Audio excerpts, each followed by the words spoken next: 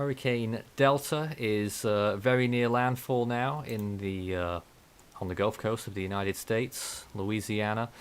Very near to where Laura made landfall just last month. Seems like it's been forever since that happened, and already we've got another big, potentially impactful storm that's about to move ashore. This has happened much sooner than expected. We were thinking that we'd start our live coverage at the 4 p.m. Central Time advisory, and we'd keep going until landfall, which we were looking at probably maybe 7 p.m., maybe even towards 8. But as you can see quite clearly on the radar imagery, landfall is now going to occur within the next hour probably, and that's why we started slightly early. We would have liked to have started even earlier, but things were just too set in stone on our start time. But you can see the edge of the eye now, the eye wall, the northern side of the storm is overland, and you can see a lot of very significant weather moving through there, westernmost Louisiana into easternmost Texas, the same areas as last time, Lake Charles, Beaumont, and as far further up towards the northwest as well. And lots of Louisiana areas will be experiencing this as well, although this radar probably doesn't tell the whole picture. Let's start tonight by introducing Nelson, who is over in New Orleans, and what's the scene at your place, because we saw you with I think it was with Laura, and things weren't going on. Oh, I can hear myself. Saw you with Nelson, are you there? Me. I can hear myself. Yes, I can hear myself above everyone else for some reason. I'm not sure where that's coming from. Nelson, are you there? Oh, that's Okay. Well, I'm not sure what that is. Because Nelson, I'm until then I'm unable to actually speak to you, so I'm not sure what's going on with that.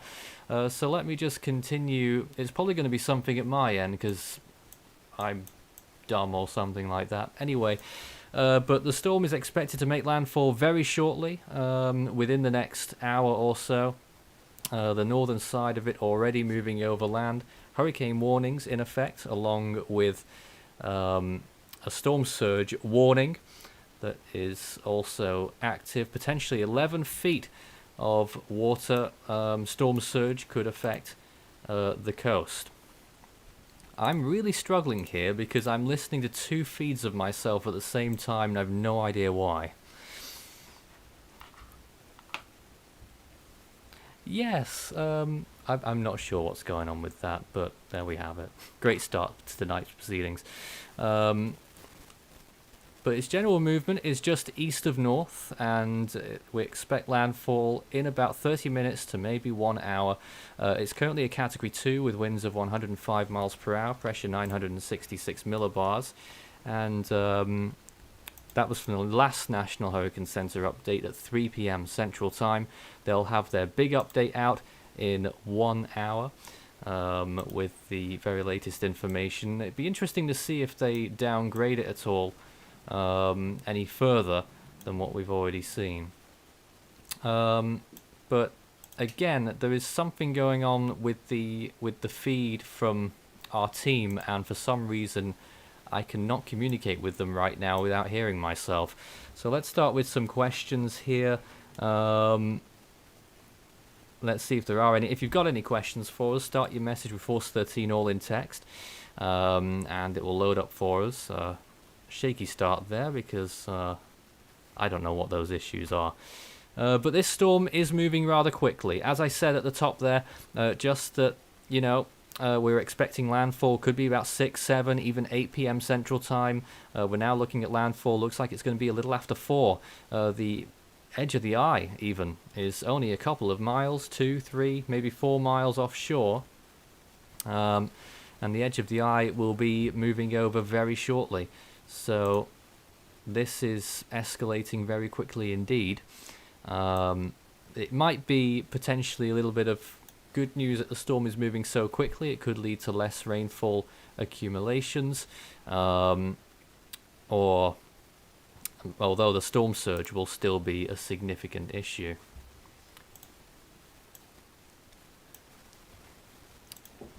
I'm still trying to determine where our technical issues are coming from right now, but I'm not clear on this at all. So what I'm going to do right now is just have a enter a different call over there with Nelson and see what he's got to say, because we'd like to hear from him if possible. Nelson, you're on the air. What are you experiencing over there in New Orleans? The radar map that you have on screen right now is based on the Houston radar, I believe.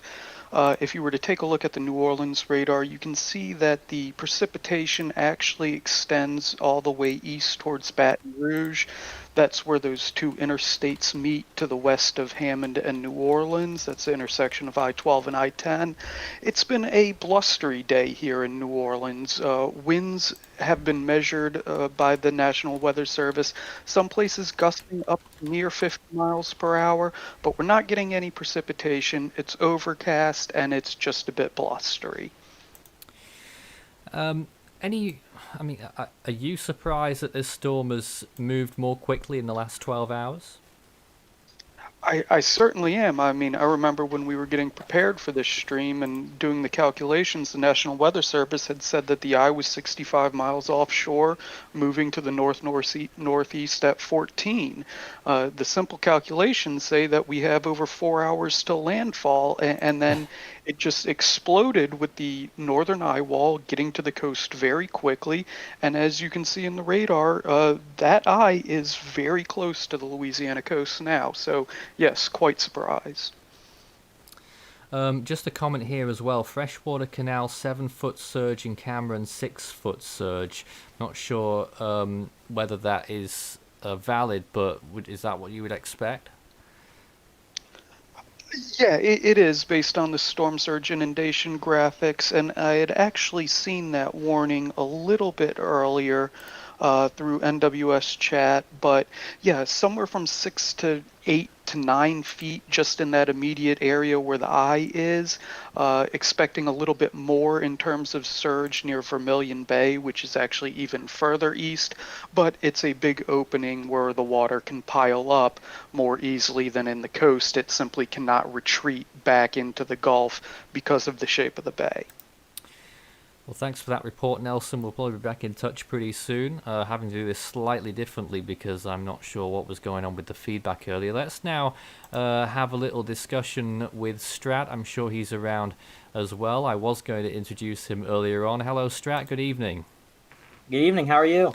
We're fine, just getting over these issues. But we're looking at the storm right now. Big bubbling cloud tops, even as it moves over land now.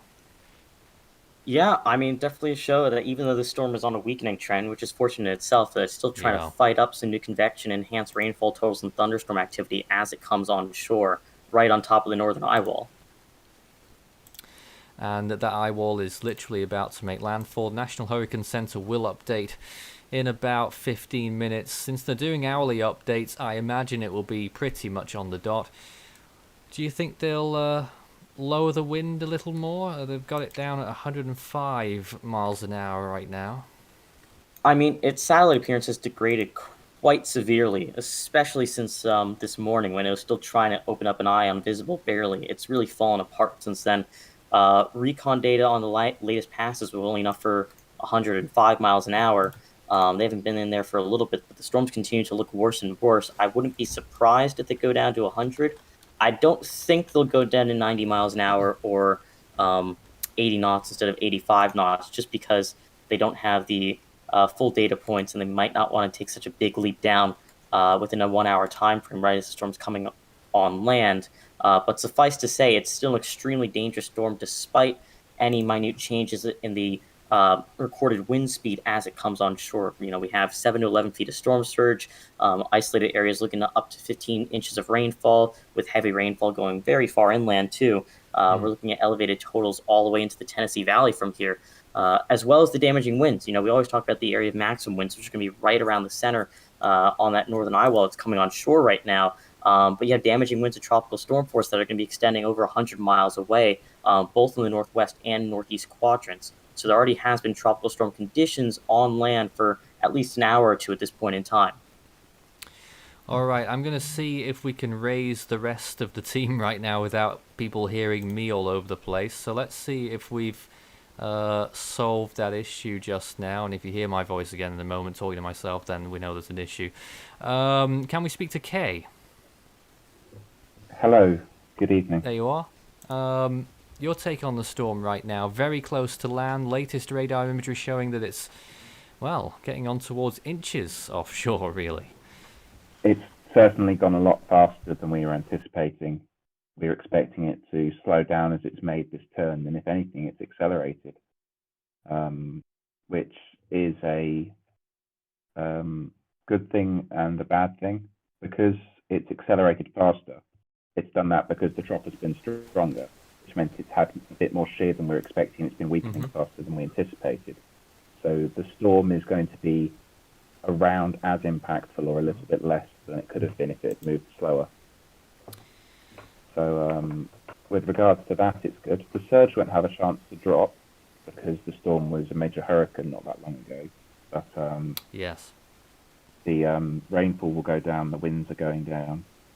Hopefully it's a little bit better. And we look again at the radar imagery, and this is updating all the time.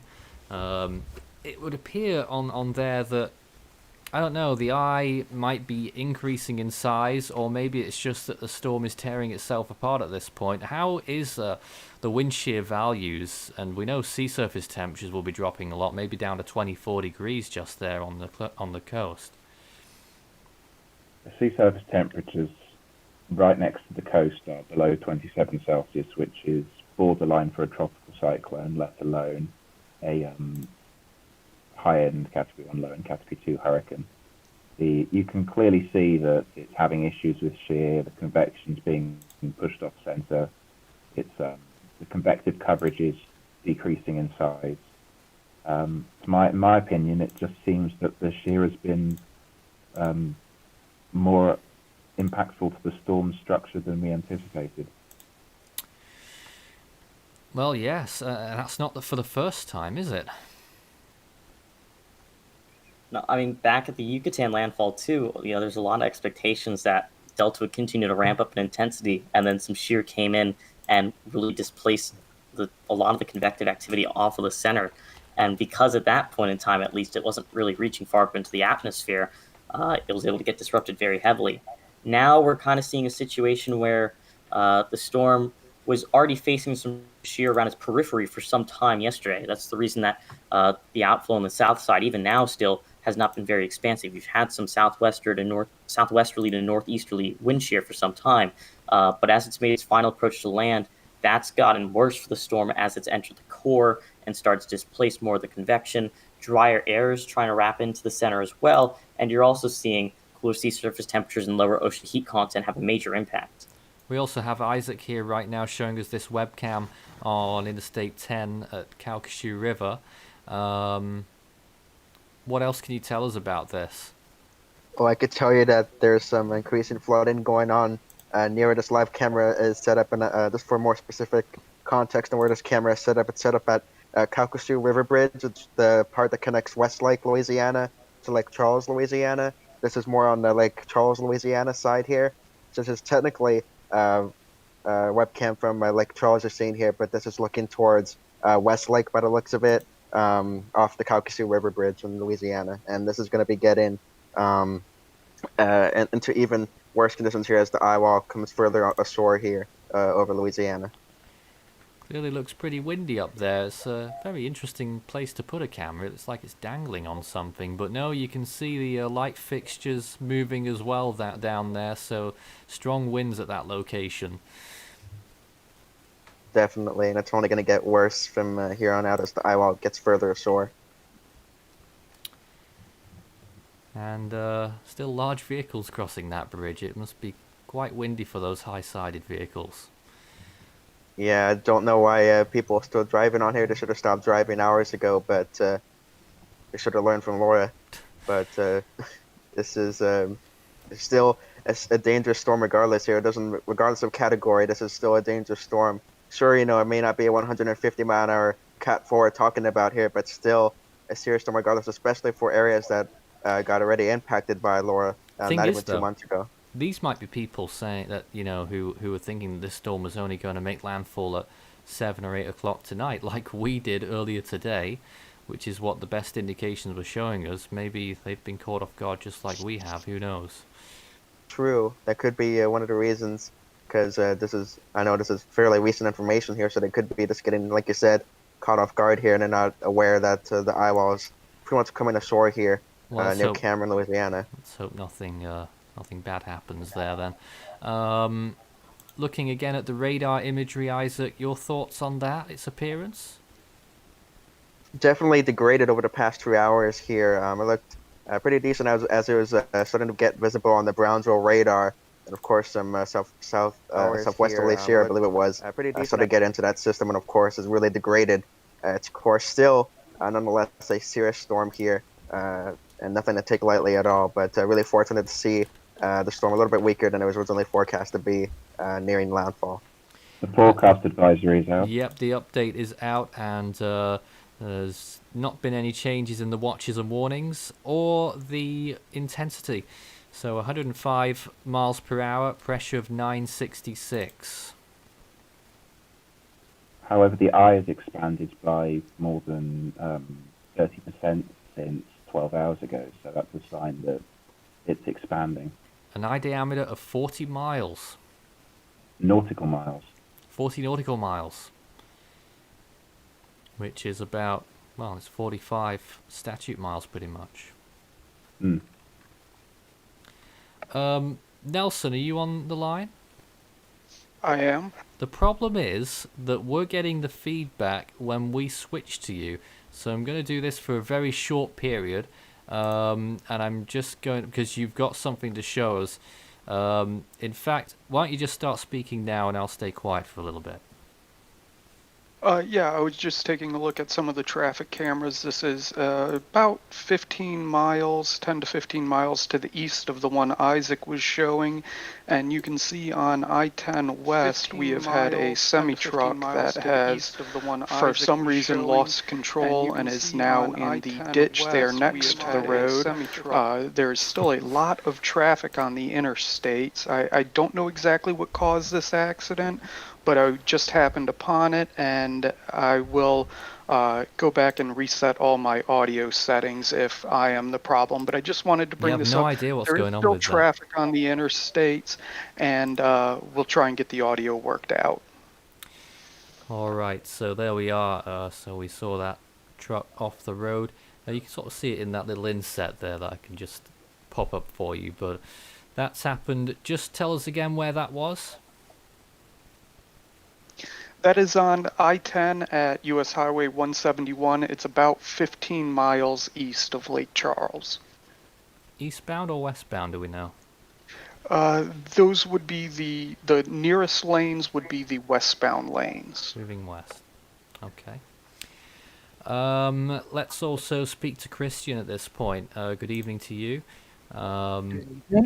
You've been monitoring the storm closely as well. I have been, like I said, I was caught off guard. I wasn't expecting to be here at landfall. But yeah, storms caught us all off guard, so here I am. Well, I mean, we've been on guard for its impacts, but not quite for the timing. But, Yeah. well, it was always within the realms of possibility that it would go faster, but... well, fancy these chances again that this storm is going to make landfall within probably about 20 miles or less of where Laura made landfall. Yeah. Let's let see. me Let's just just- see if we've got the latest cone from National Hurricane Center just yet. No, not just yet, but that was the last cone from 1 p.m. I mean, it's probably not going to mean much, the cone at this point, considering that the forecast is pretty much set in stone. So let's switch back to the radar. There it is once again. The eye is just about to reach land. The northern eye wall is affecting land right now, is moving onshore, not far from Lake Charles already. I don't know if we're going to get any of those Lake Charles webcams that we had previously. Let's just have a look at another camera which Jacob is showing us. So that is I-10 as well, Enterprise Boulevard, looking very inclement there, and very little traffic, which is most likely good. And if you do have any questions for us, please send them in. We're here until the storm makes landfall. This is Delta's landfall stream, and we've done far too many streams for landfalls this year, I think. I think we can all agree that there's been too much activity this season. Yeah, absolutely. I will say, I mean, the fortunate thing, at least, though, is that even if the storm's actually coming on shore a bit earlier than expectations, is that hopefully everyone was taking precautions yesterday. All preparations really should have been completed last night. So hopefully everyone ahead of the storm has already had their preparations in place and are staying safe. Yeah, and just to also want to first of all introduce myself tonight. This is Samuel coming in from the Chicagoland area. Good evening to those of you, and good afternoon to those who are watching the stream. Might be near the impact zone of Hurricane Delta. The latest advisory is now out, and I would like to read off the areas that are set to experience some of the impacts, including storm surge warnings, and a brief overview of storm surge warnings and hurricane warnings. Yep. Current summary of watches and warnings is we do have a storm surge warning in effect from High Island, Texas, to the mouth of the Pearl River, which includes Calcasieu Lake, Vermilion Bay, and Lake Borgne. And we also have a hurricane warning in effect for High Island, Texas, to Morgan City, Louisiana, and we also have a tropical storm warning in effect for from west of High Island to Sargent, Texas, and east of Morgan City, Louisiana, to the mouth of the Pearl River, including New Orleans, as well as Lake Pontchartrain and Lake Maurepas. There's the new cone as well for those who would like to see it. This will be down to a tropical storm according to the National Hurricane Center in 12 hours time, and it's pretty certain that landfall is going to occur within about the next hour. The tropical storm force probabilities are quite impressive. Yeah. Yeah, I mean, goes to the update. They're saying tropical storm force winds extend up to 160 miles away from the center of the storm. So that's why you see the I think this is the 2 p.m. Wind probability update showing most of Louisiana in terms of land mass, at least about half of it, actually getting tropical storm force winds above 90% odds of that. And you see that reaching into Mississippi as well. Based on what they're saying, you probably won't have an inland tropical storm warning anymore reach Mississippi because they're expecting it to weaken faster inland now compared to a couple hours ago.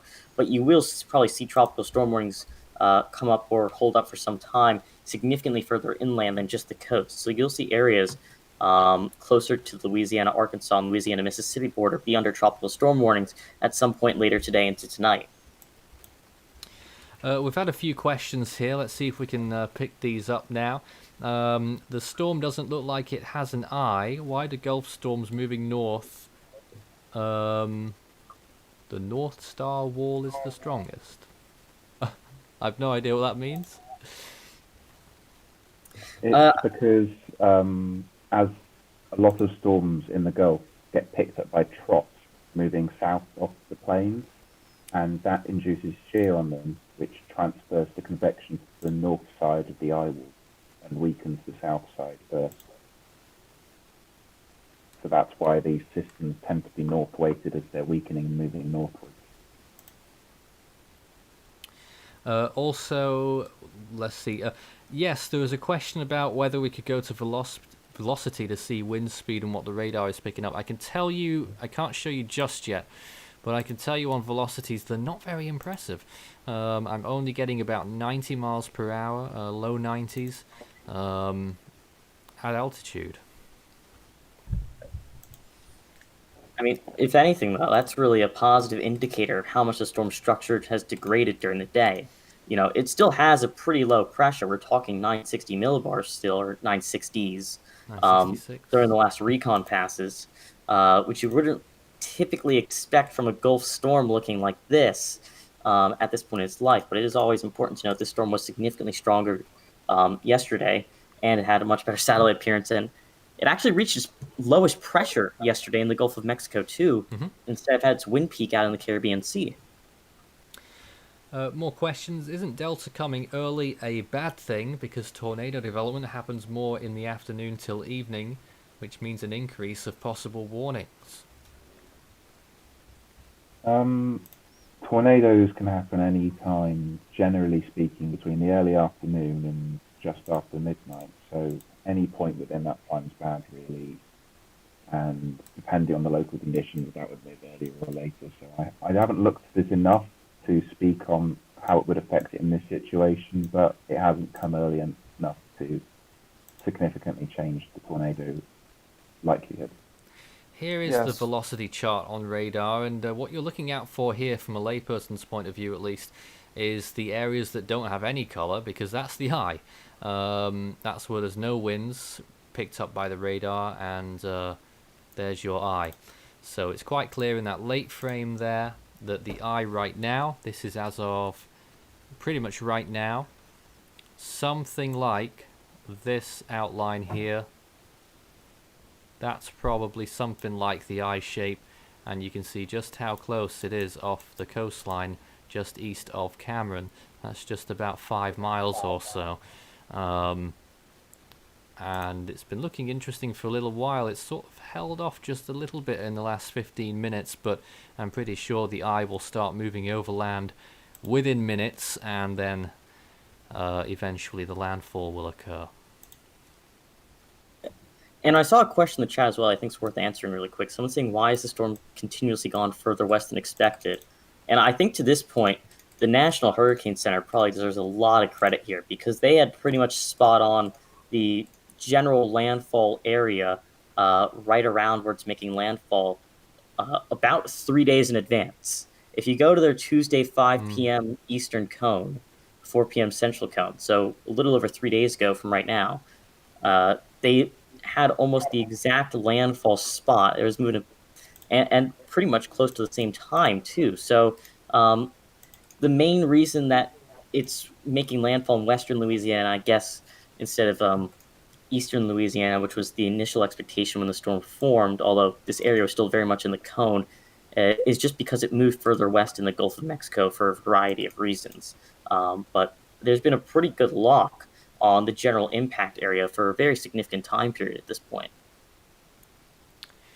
Just sampling more velocities there, about 94 miles per hour at altitude. So that's interesting to note. It could be weakening further, but even if it's a Category 1 at landfall, you're still looking at that potential 11 feet of storm surge. Yes, and the storm surge is roughly, depending on how strong the storm is, 12 hours before landfall. So 12 hours ago, this was still a major hurricane. So it would still be bringing a surge of that caliber to the landfall area. Isaac's showing us another view there. That's at Lake Charles, I believe. This is a little bit south of the other camera I was showing you. The other camera I was showing you was from pretty much just to the east of West Lake. This is a little south of that. This is a bridge a little bit south of that other bridge. It's called the Calcasieu High Bridge right now. And you can see the winds. Well, hopefully you can see the winds there streaming off to the right of your screen there. Maybe a little bit hard to see there, but you can see the camera shaking at times there. But this is another view here. And again, this is south of the other view. So the other view showing was from around North Beach between West Lake and Lake Charles. This one's a little bit south of that. And this is again the Calcasieu hybrids for anybody familiar with that part of Lake Charles. More questions? Are there hints of epsilon forming besides the disturbance? No. No, the disturbance isn't forming, but we're seeing indications from the model guidance that something will be forming sometime this month. Hey, no, It's don't not certain discount which that disturbance. will do it. Well, I'm not saying it won't be this disturbance, but I'm saying that if it isn't, there will be another one that will take the name. Yeah, it does look like it. Yeah. I've been looking at maps and the tropical storm force wind fields, and I can tell you that currently Houston and Lafayette, two places that are over 200 miles apart, are experiencing tropical storm force conditions from this storm. I think there was a question there about whether its remnants would reach New York, Strat. As the resident northeasterner in this call up in the Boston area right now, and typically close from New York City, this storm's forecast to dissipate and get absorbed by Monday morning. It'll be over Kentucky at that time. If you're looking for some potential storm activity in the northeast, though, it's likely that there's going to be a nor'easter that forms in a couple of days or so, potentially into next week at the latest. It's a bit iffy, but the general remnants as this thing gets absorbed and degenerates could bring some rainfall to the area. It looks like Recon's making a last dash to get a pressure fix before this makes landfall. Oh, they are? Something's just taken off. I Wow. believe it's taken off from Texas. Wow. Yeah, is it an Air Force reconnaissance plane? Air Force 305. Yeah, that's going to be taken off from San Antonio. They moved their operations to San Antonio, Texas, and that's what they're gonna take off from. So really good news to see another Recon plane taken off. Trying to get a guesstimate of landfall intensity before it moves ashore and scatters their chances. Invaluable work they do.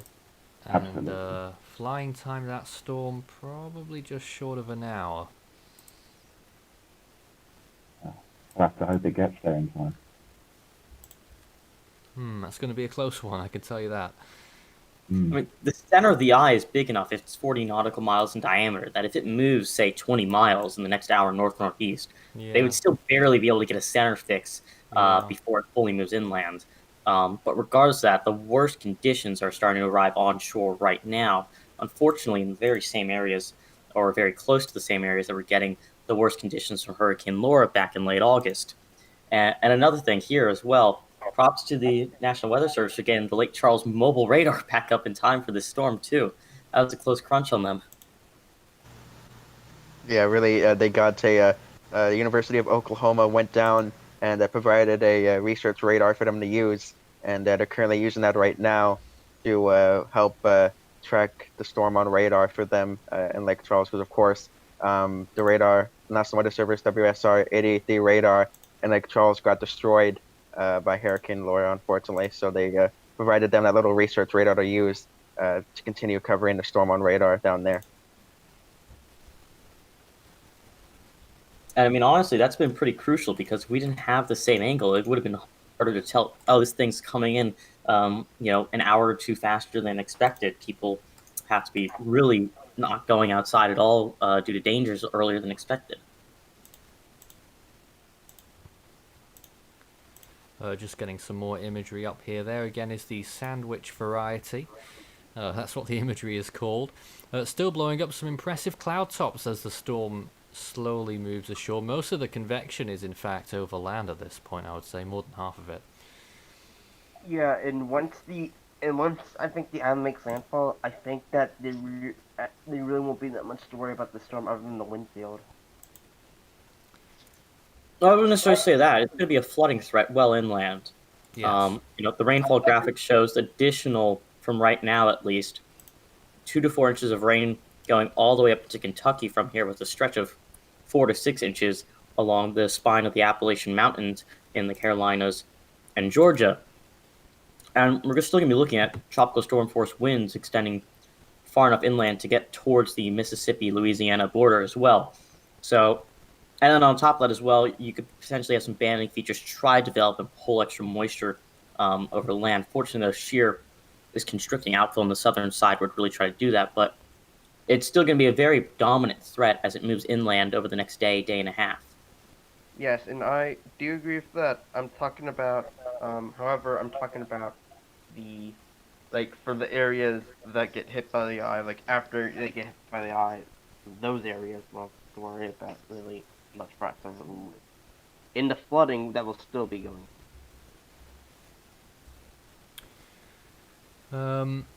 There's a question. If Delta did not have that wind shear in the Caribbean, could it have been a Category 5? I think that's an easy one to answer. Yes, it certainly could have been.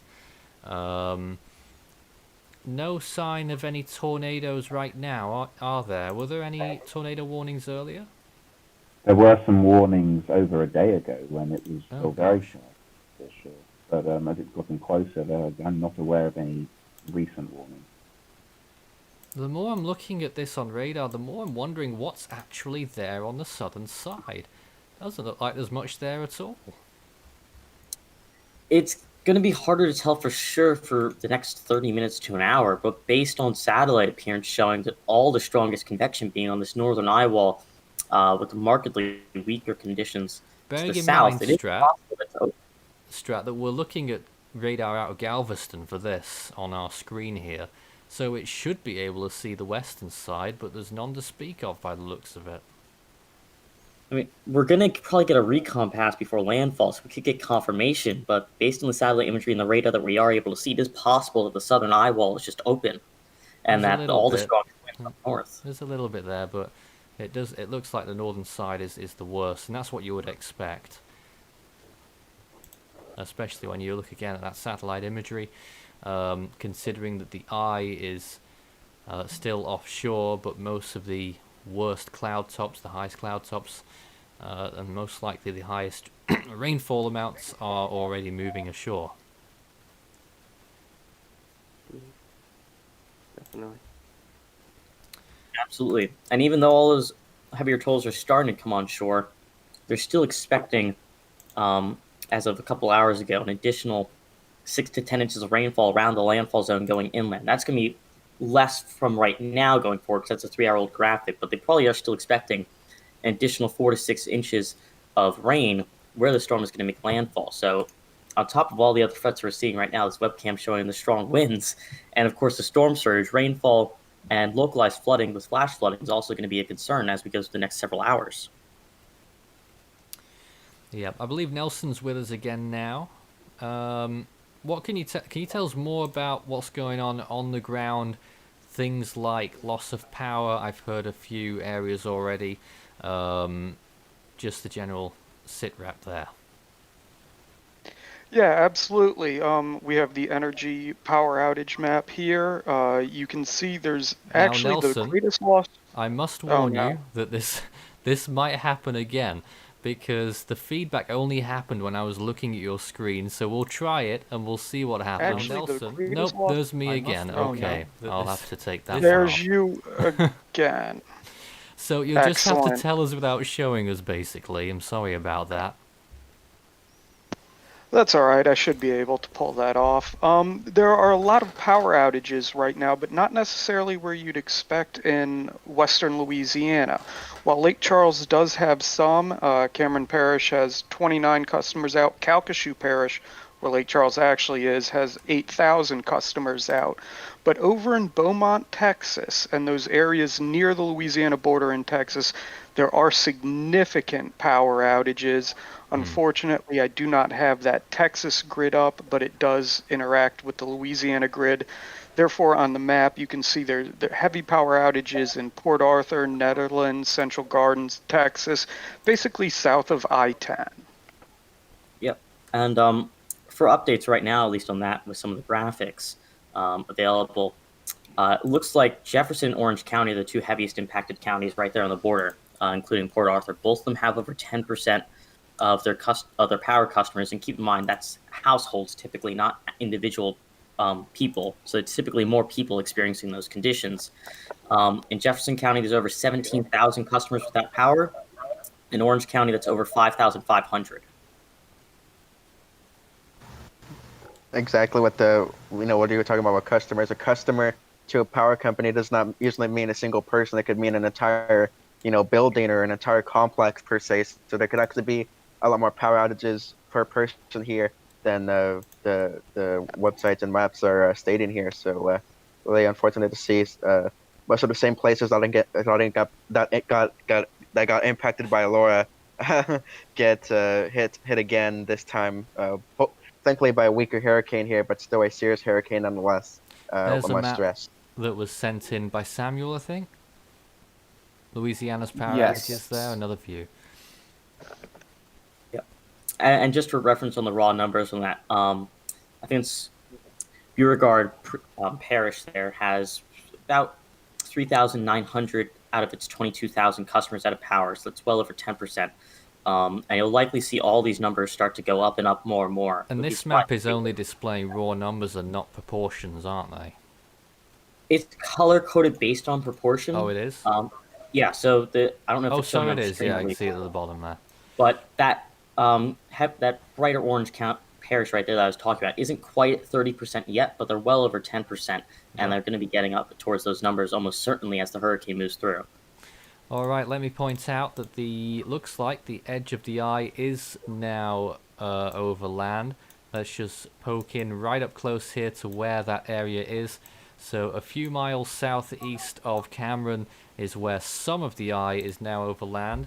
This is not an official landfall, or, well, National Hurricane Center might call it that, but I wouldn't call it a landfall. I would like to, I'm a bit of a purist, I've got to say. The center of the storm would have to be over land to call a landfall, but I can tell you it's very close here. Yeah, definitely. And honestly, which would make landfall a bit earlier than people predicted. I know we were looking for around 6 to 7 p.m. Central Time before. This is probably going to be making landfall based on its current movement speed shortly after 5 p.m. Central Time. If you're assuming that the eye is 40 nautical miles wide and its current movement speed maintains itself throughout the next several hours. I can track the edge of the eye here, and you can see I've just drawn it. So you would suggest or expect that the center of the eye would be somewhere around here, and that, let me just do some calculations, would place the center of the storm approximately, just trying to make sure I get this right, approximately 32 miles offshore.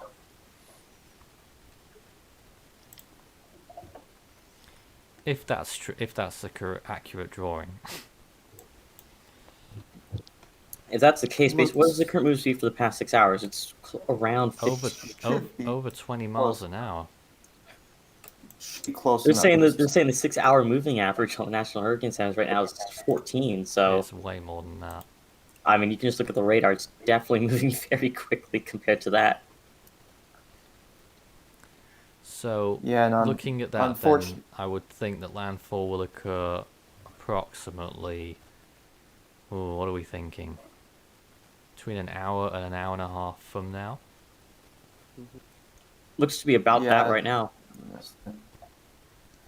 Yeah, and unfortunately, with accelerating storms that are accelerating, especially near landfall, is really what could really catch what could catch some of those people in the landfall zone off guard, which also leaves them a little less time to prepare. So, I'd say this is definitely one of the reasons why it's better to prepare much well ahead of time before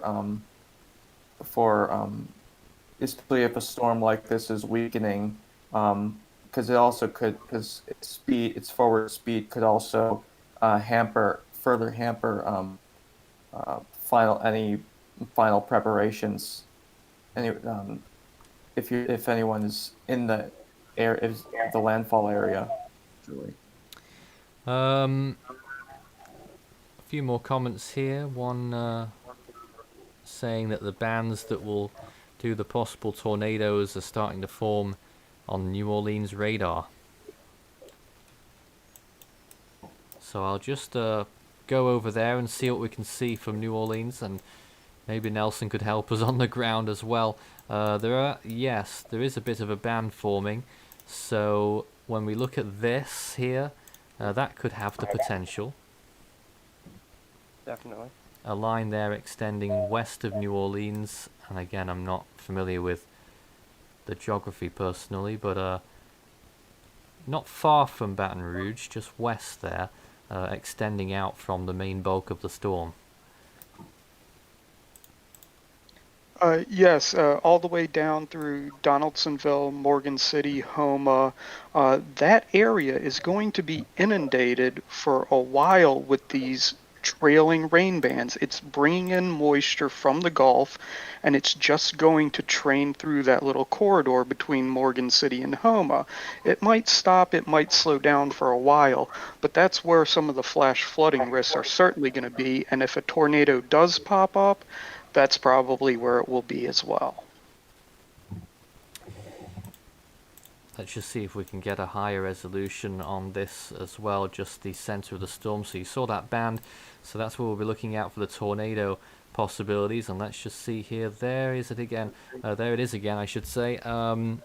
Again, the northeastern side of the eye now moving inland, encroaching a couple of miles now. Cameron will be in the eye in about 5 or 10 minutes by the looks of things. And the eye itself looks extremely messy. I think that's an understatement. It's completely degraded towards what we were looking at yesterday afternoon, just 24 hours ago.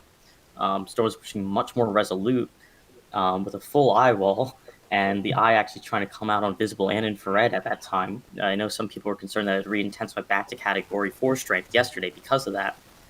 Since then, as it's encountered these less favorable conditions, higher wind shear, colder sea surface temperatures, lower ocean heat content, drier air, it's really just fallen apart on its final move to land. Sort of expected that just a little. I mean, you can't be too cautious, but sea surface temperatures decline quite rapidly just off the coast. I was seeing 24.5 right along the coast. Shear, 20 knots earlier today. It's already rising, probably 30 knots by the end of the night. The moisture content decreasing as well. And we saw on models days ago that when it was making landfall, expected to, that the southern side was going to be very dry. And I wonder, Kay, if that has happened just as predicted. It would appear that way from what the radar is suggesting. That I've just remembered is that this is going to be the record-breaking 10th United States tropical cyclone landfall of the season, with the previous record being 9. So we're looking at another record being broken now. Yes. At least it's not for intensity. Yeah, well, there we go again. More records for the year. The CDPS stage, a question about that. I believe that's down to a stage 5. You are correct in that. Now, I already had it down as a 5 in the earlier update today. I think Devon might have still had it at 6 at that point, but stage 5, still potentially devastating. Especially to areas with pre-existing damage from Laura. I mean, we mentioned this during Laura stream a little bit, and it's really the same thing here. It's extremely unfortunate that we're seeing a storm like this make landfall in the same areas that were impacted by the strongest hurricane of the year just a month and a half ago. But the same thing, again, if there's any saving grace, where it's coming on shore is the least densely populated area, or the area with the lowest population density on the entire Gulf Coast. If there's any solace, it's that. But there's still people here that are getting another strong storm coming on shore with very significant impacts. This live cam right here, I think this is Isaac's screen share, really shows it perfectly. And that's 30 miles inland. Yeah, this is not along the immediate coastline here, because it's kind of hard to get cameras over there in the southern part, especially now after Laura happened. It's just really a unfortunate. It's fortunate how, of course, the storm is weakening at the landfall, but unfortunate, of course, how it's making landfall in the same general region where Hurricane Laura made 150-mile-per-hour Category 4 landfall not even 2 months back. So it's fortunate in a way that it's weakening, but unfortunate that it's affecting most of the same people that Laura impacted not too long ago. And I really feel for those people that are going to be impacted by this storm and are currently being impacted actually by it right now. Um, just another rough ride they got to go through here, and hopefully they don't get another storm this season or season after that or the seasons after that for any time coming soon here, because they definitely don't need another storm on their doorstep here after Delta and Laura. Yeah, it's just that the most models initially were considering landfall much further east of here, but um, as time went on, we started to see the models shift west, and we were kind of dreading that we were going to see another landfall in the same areas Laura hit, although it's not going to be as strong. Although, fortunately, the storm not as anywhere as strong as Laura was. It made impact. The impacts are still significant enough to pretty much add all to the wound. And I mean, this is one of the reasons why, even though National Hurricane Center is nailing basically the track in terms of its landfall spot in the United States about 3 days ago, that when people were asking questions Monday and Tuesday morning, and even back on Sunday about, oh, where is this going to make landfall in the U.S.? What exact impacts can you expect? This is why if you're anywhere within a cone at that certain time, at 4 to 5 days, even if you're a bit outside of that, you should still be taking proper precautions and having your plan in place and ready to go. The average 4-day track here is about 160 miles, and while this deviation was well within the cone, and we've been pretty clear cut on where the thing's going to come on shore for several days at this point, that really goes to show that the initial expectation shifting slightly is another point to always being prepared and taking the proper precautions ahead of time. Eastern side filling out on the radar there, so that's probably a radar trick again, and the western side looks like it's building a little bit too. You can still quite clearly decipher the shape of the eye and pretty much its whereabouts. Most of it is still offshore. I would say about up to 5% has moved over land.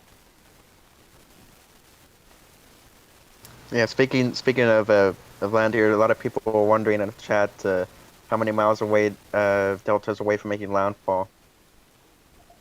Yeah, about 25 to 30 miles.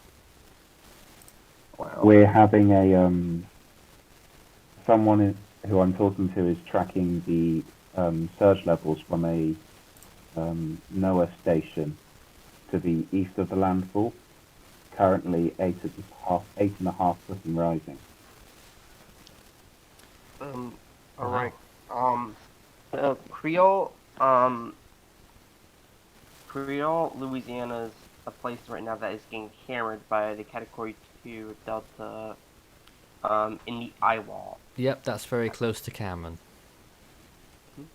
I can post the image right here or tweet.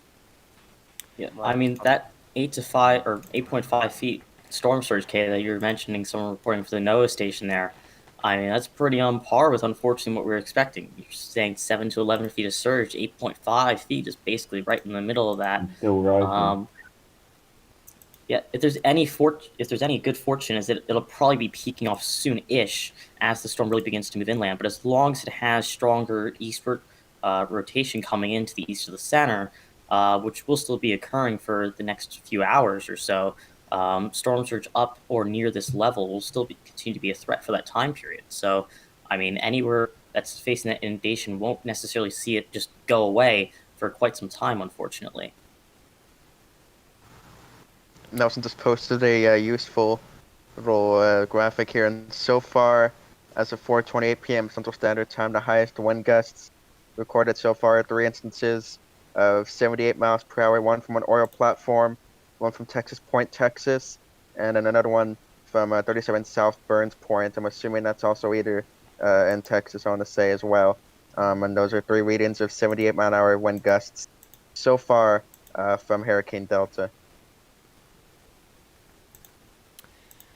Just checking some more velocity readings just whilst we continue to watch this, and Yep, still getting very similar numbers. Lower 90s would suggest to me that the storm's a bit weaker, but we're not sure. This is just one method. Recon on the way. How are they doing? Have they gotten halfway yet or anywhere? The reconnaissance plane has not yet reached Houston. Okay, it's still got some It's in way to around go.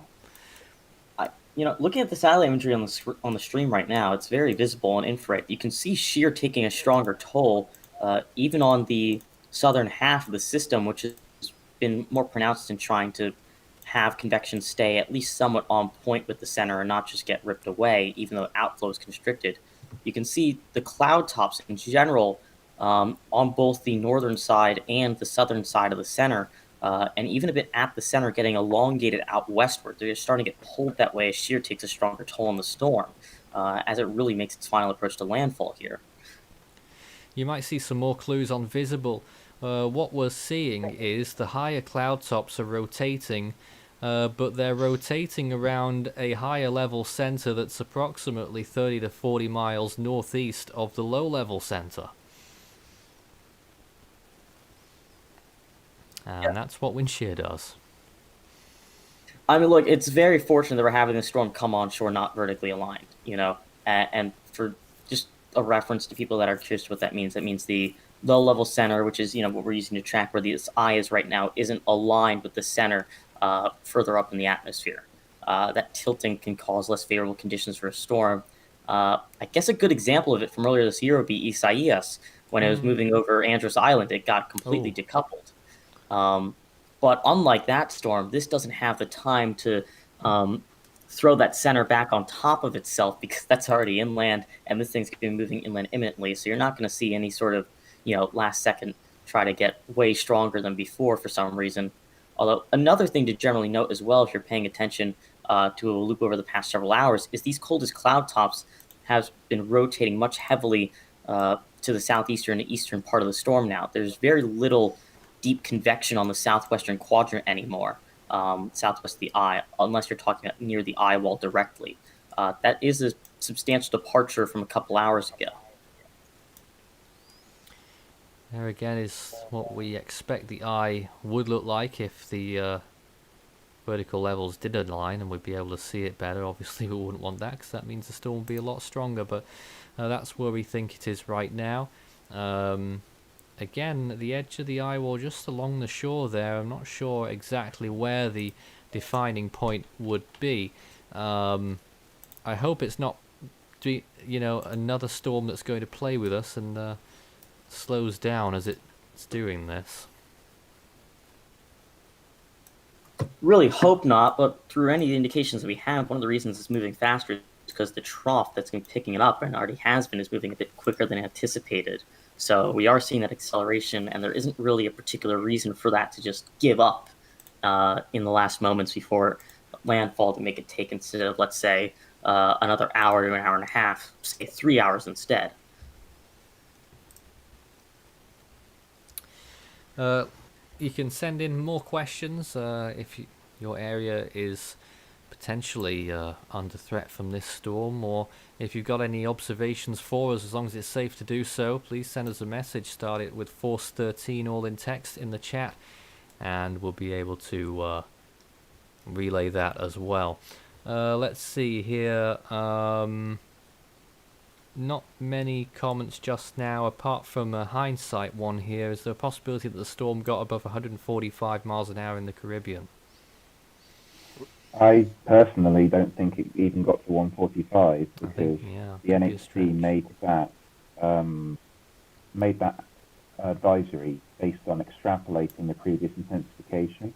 What we now know to be happening, to have happened at that time, is that it weakened pretty much from when Recon was in the storm. The pressure drops by 2 millibars when the plane was still in there. It's unlikely it re-intensified beyond that and then weakened to the low-end Category 3 that we encountered it with the next mission. And another question, just to clear. Mm-hmm. Someone's saying, will the Cat 5 streak end with such an active season? That makes no sense. And I think, a point to that is that the streak, I think it was 4 straight years of a Category 5 storm, that isn't usual.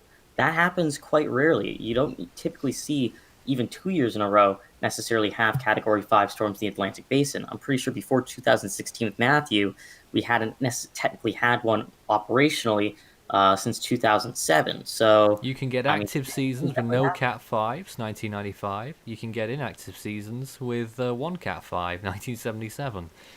Those are two good examples. 1992 as well with Andrew, no less. And 1980 with Alan. And I mean, and then again, this year's also, like the thing that people are gonna go back on this year for is while it might surpass being the most active season on record, it won't have any Category 5s to it, and so people are gonna still look 2005 and say that was the craziest season. And honestly, I don't agree with that. Daniel sends in an observation from Columbus, Georgia. Sky completely cloudy with occasional storms. Got hit by one this morning that dropped about 4 inches in 30 to 45 minutes. And I believe Florida. That would be associated with outflow, wouldn't it? Yeah, I mean, it isn't very visible if you're looking at conventional satellite focuses that are focused much heavily on the center of the storm. But if you look at the second mesoscale offered by GO16 East, you'll see the outflow from this system already extends well into the Carolinas, all the way up into Ohio and West Virginia, trying to ebb into Pennsylvania too. So there's definitely been some stronger bands to the system coming out over large portions of the United States for some time already. And, for parts of South Carolina, North Carolina, along the Appalachian Mountains, they're still expecting an additional potential for isolated areas of 6 to 10 inches of rain from the system as it gets wrung out over those mountains when it gets over there. And unfortunately, surge is still rising. The latest observation as of 9 minutes ago was that surge had surpassed 9 foot at this location. And the surge is not expected to drop as quick as you would expect because we're currently at low tide. And so the tide will be coming in as the storm moves inland, and therefore the surge might hold at peak for a longer period than you would expect. And just reading off that as well, that Isaac's showing us, storm surge is the #1 killer in hurricanes. This is what Nelson just shared a few minutes ago. I don't know if he's here still. If you want to talk about what he just shared here, Nelson. Well, I've had to resort to low-tech treachery to get information out, as I hope I am not causing an audio issue. But it only causes an issue when we're looking at your screen, basically. Well, good. That's very convenient for the type of streaming we do. Yeah, as Kay mentioned, that freshwater canal lock, that is a river location, and even more recently, the surge has risen than the 6.2 feet there. He also mentioned the low tide situation, and again, it's important to impress, 3 to 6 inches of rain have fallen across East Texas and western Louisiana, all the way as far east as Baton Rouge, and that may not change despite the speed of the storm, because there is going to be an onshore flow, for a long time. You're going to get that moist tropical air that comes up over the land and then comes down as rain. So it is going to continue raining for a while, despite maybe a lack of convection on the south side or the speed of the storm, simply because it's going to draw in that moisture as it moves away. And there's another question. Did people learn from Laura and leave the storm surge area? Well, that's not a question I can answer. I've not been seeing what people have been feeling down there. I don't know if you got a better idea, Nelson, on local attitudes. People have taken this seriously. We saw pictures on last night's stream of the evacuations from the Lake Charles area. The interstates were basically jammed, headed out of town. There is some weariness being in the cone so many times, and certainly I can't imagine how tiring it is for the people of Western Louisiana to get hit. I've been in the cone 5 or 6 times this season, and all I got was a wisp of Cristobal, and I'm lucky for it. But yeah, there's some just general tiredness that goes along with it. But once you realize that it is a threat, I think people make the smart decisions and do what they need to do. And there it is. At this time, still only a small part of it has moved overland, but most of the eye is still there. The southern side still looking rather, well, we don't know whether it's there or not, but it still looks like it's stretching out as it moves closer and closer there. Looks like Cameron actually is just about to get the eye within just a couple of minutes, I would think. We've we found a person who's put a observation instrument up in Cameron, and they've been reporting hurricane force wind gusts in the last few minutes. So there we are again, more hurricane force winds. Yeah, and I mean, talking about that eye wall potentially getting stretched out, I mean, visible infrared kind of give a good view that on a wider shot, the storm looks like on all those, images as well, that it's starting to get stretched west to east a bit as shear starts to take a heavier toll on it. As well as land interaction, other things as well. Lower ocean heat content right now, the actual center of the storm too, should be over about, I think, 24.5 degrees Celsius waters. So those shelf waters also having an impact at the last moment as well. Looking again at Isaac's cameras, and he's got quite a few of them over there. Have you noticed anything interesting since we've been talking? Not much, but the eye wall is still not fully present on this camera here. On all these cameras I'm showing you, the eye wall is still not on them yet. This is still the outer reaches of the storm here, so they're not even in the outer eye wall just yet. So I imagine the conditions here are going to start to deteriorate rapidly pretty soon here. As long as this storm delta keeps moving at the pace it's currently moving at right now, you're going to see these conditions start to rapidly deteriorate right now. Like I said, these cameras are not in the eye wall or outer eye wall delta at this point in time. Looking at the sequence on radar right now, could still be another hour till they get it in Lake Charles. Yeah, it's interesting, and it's really unfortunate, of course, to see that they're getting impacted again. Where these cameras are located, just for a reference here, this one is a little bit south of Westlake, Louisiana. It's located on the Calcasieu High Bridge, just south of Westlake, Louisiana. This is along I-210 towards the Calcasieu High Bridge in Lake Charles, Louisiana. And this is currently what it looks like right now. Fortunately, you see nobody at all on the roads here, which is a really good thing to see. I did see one person earlier driving slowly along the road, so that may have been a storm tracer there. I would hope so, at least. But other than that, nobody has been driving along this bridge, really fortunately, to see everybody, looks like for the most part, at least on this camera, people taking this storm seriously. Something interesting is happening on the radar. I can't quite tell what just yet. I think it may be that the eye is really starting to encroach. Oh, I can't quite work this out. Mixed messages here, but from New Orleans as well as from Galveston, suggesting to me that actually that protrusion there in the northeastern side could be at least part of the eye that's now moving ashore. Now, if the eye is that size, then that's landfall, but if it's just a big stretch of what is actually a much larger eye like that, then we're still some distance away. It's very hard to tell. Well, Nathan, I think something else that'll make it hard to tell is the radar sites in Houston and New Orleans are, with the Lake Charles radar being down, they are seeing things that are happening fairly high up in the atmosphere. And so are we seeing maybe evidence of that displaced upper level circulation on radar because it's clearing the precipitation away? Yes, that's very interesting, actually. So that could also be misleading.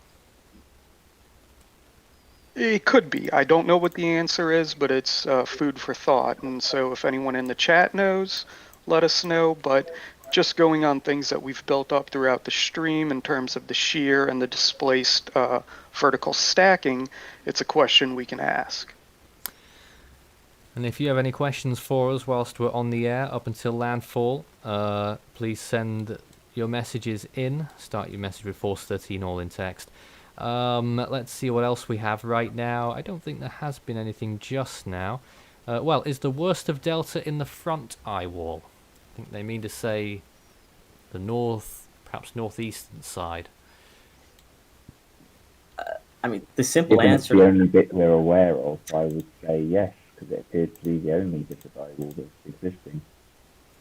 Yeah, I mean, one, it's possible the southern eye wall directly might be at least partially open, and the other half is you're looking at conventional radar imagery as well, along with satellite imagery. You know, the worst of the storm with the strongest winds is going to be on the north with this system. The heaviest rain rates right now are on the north of the system as well. That isn't necessarily going to change, within the hour or so from this northern eye wall moving inland more and the southern one, or what is left of it, coming on shore. So fortunately, at least, the southern half won't necessarily be as ferocious as the northern half if current trends hold up. Unlike a situation, say, for Abaco and Grand Bahama last year with Dorian, where they went through one eye wall and the other one was even stronger. That feels like a decade ago now. Yeah, and also speaking, even though that we haven't had any Category 5s in the 2020 season so far, there is definitely statistics do show that you can still have Category 5s in late October and early November. There have been a few systems that managed to do that. Cuba, one of them was the Cuba hurricane back in 1924. Another one was Hurricane Hattie, which became a Category 5 on Halloween of 1961. You also had Hurricane Mitch in 1998, which was a Category 5 from October 26th to the 28th. And more recently, you had Hurricanes Wilma in 2005 and Michael in 2018, which both formed around mid October. So seeing that there's still plenty of time for season to for the season. I wouldn't rule out a Category 5 hurricane anytime soon, but it's much less likely to happen now, I'd say. There is the radar again. Very interesting what's going on there.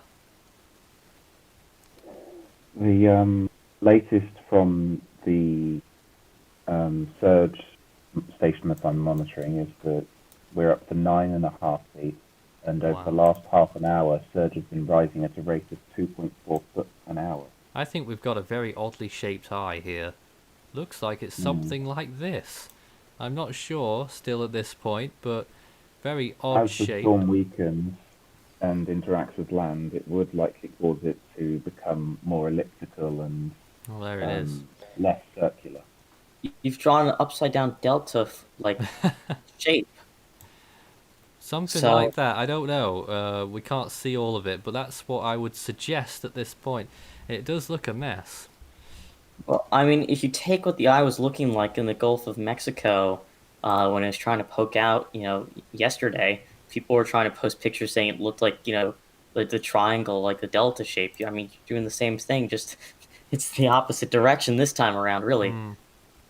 I think it's a question, though, whether or not that's actually the full eye shape, and it's this weird Yeah, I know. ellipse triangle shape, or if that's sort of, either something with the radar reflectivity or even a mesovorticity trying to circle in around the actual center of the system right now. But the thing is, 3 radar sites are showing that. So, lends a bit more credence to that possibility. Still, none of them are right on top of the storm, so it could just be high levels that are doing what they're doing. and that the low-level center is still very easily discernible. It's just that we don't have a radar site that's close enough. No, we don't have Recon in it We don't either. have a recon Although plane yet. Recon is reaching just about to Galveston right now. That's not long then. They're nearly there. Yeah, that was as of 12 minutes ago too, so they're probably past Galveston now. They'll probably be at the Yes, as center. of 2 minutes ago, they've entered the coast. Sorry, they've left the coast. Yeah, so they must only be about 50, 80 miles away maybe. Yeah, so they're probably going to get towards the center, hopefully within 20 minutes, if not in under 30 minutes now. We need that data. Absolutely, we certainly do. So just a reminder, the National Hurricane Center, we expect they will continue those hourly advisories. If you missed the big one at 4 p.m., they're saying that it will make landfall during the next few hours. Hurricane conditions and a life-threatening storm surge expected in the landfall area. Winds 105 miles per hour moving north-northeast, pressure 966. Reiterating the warnings, a storm surge warning is in effect for High Island, Texas, to the mouth of the Pearl River, including Calcasieu Lake, Vermilion Bay, and Lake Bourne. A hurricane warning is in effect for High Island to Morgan City, and a tropical storm warning for west of High Island to Sargent, Texas, east of Morgan City, Louisiana, to the mouth of the Pearl River, including New Orleans, and Lake Pontchartrain and Lake Maurepas. In terms of rainfall, still expecting, well, actually the surge, first of all, as we've been noting, still could get 11 feet, and you said, what was it, 9.5? 9.5 and rapidly rising. And rapidly rising, and that was in Cameron or nearby? This was due south of Lafayette on the coast, Oh, over there. so in the area of peak surge. Okay. And as for rainfall, 5 to 10 inches of rain with isolated maximums of 15 from southwest into central Louisiana.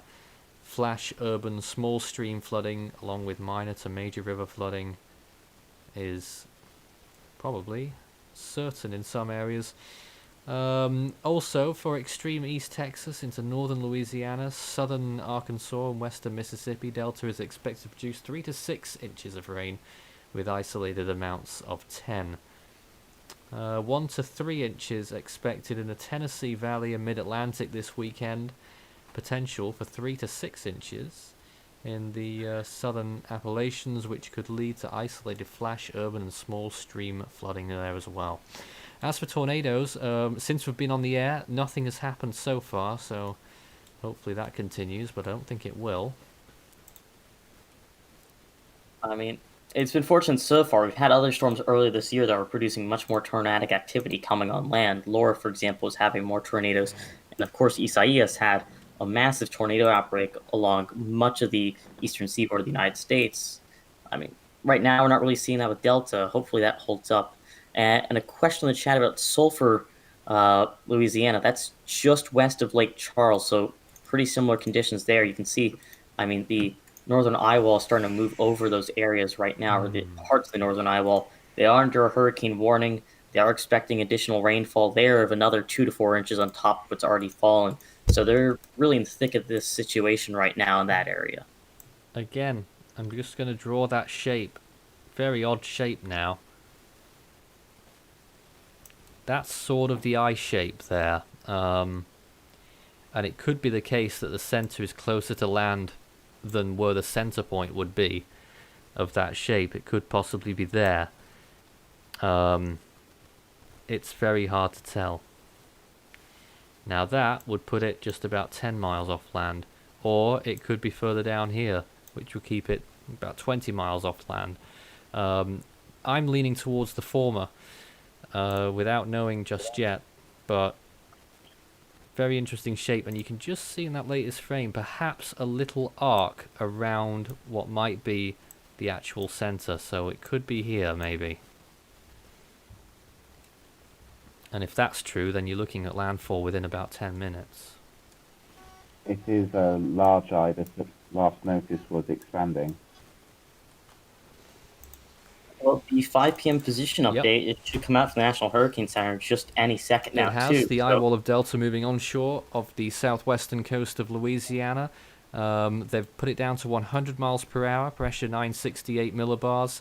A NOAA National Ocean Service water level gauge at Freshwater Canal Locks, Louisiana, recently reported storm surge inundation of over 7 feet above ground level.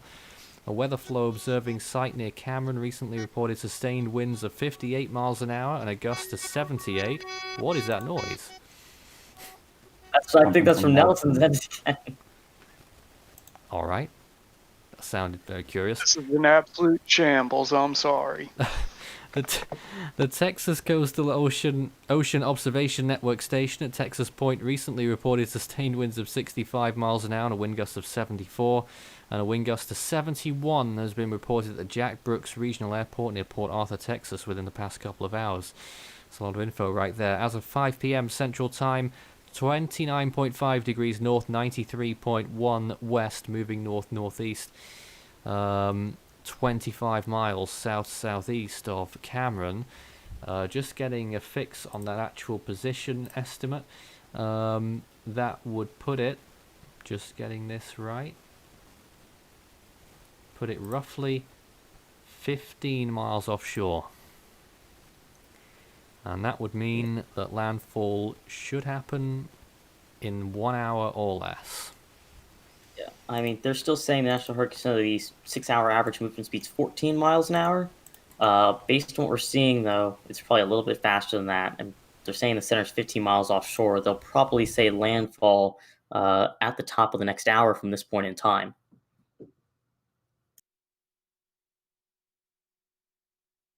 So, I mean, some areas, of course, they're already going to be in the eye at that point. You know, you can see areas closer to being right on the coast starting to have those worst parts of the northern eye wall lift out of them as they enter the eye of the storm.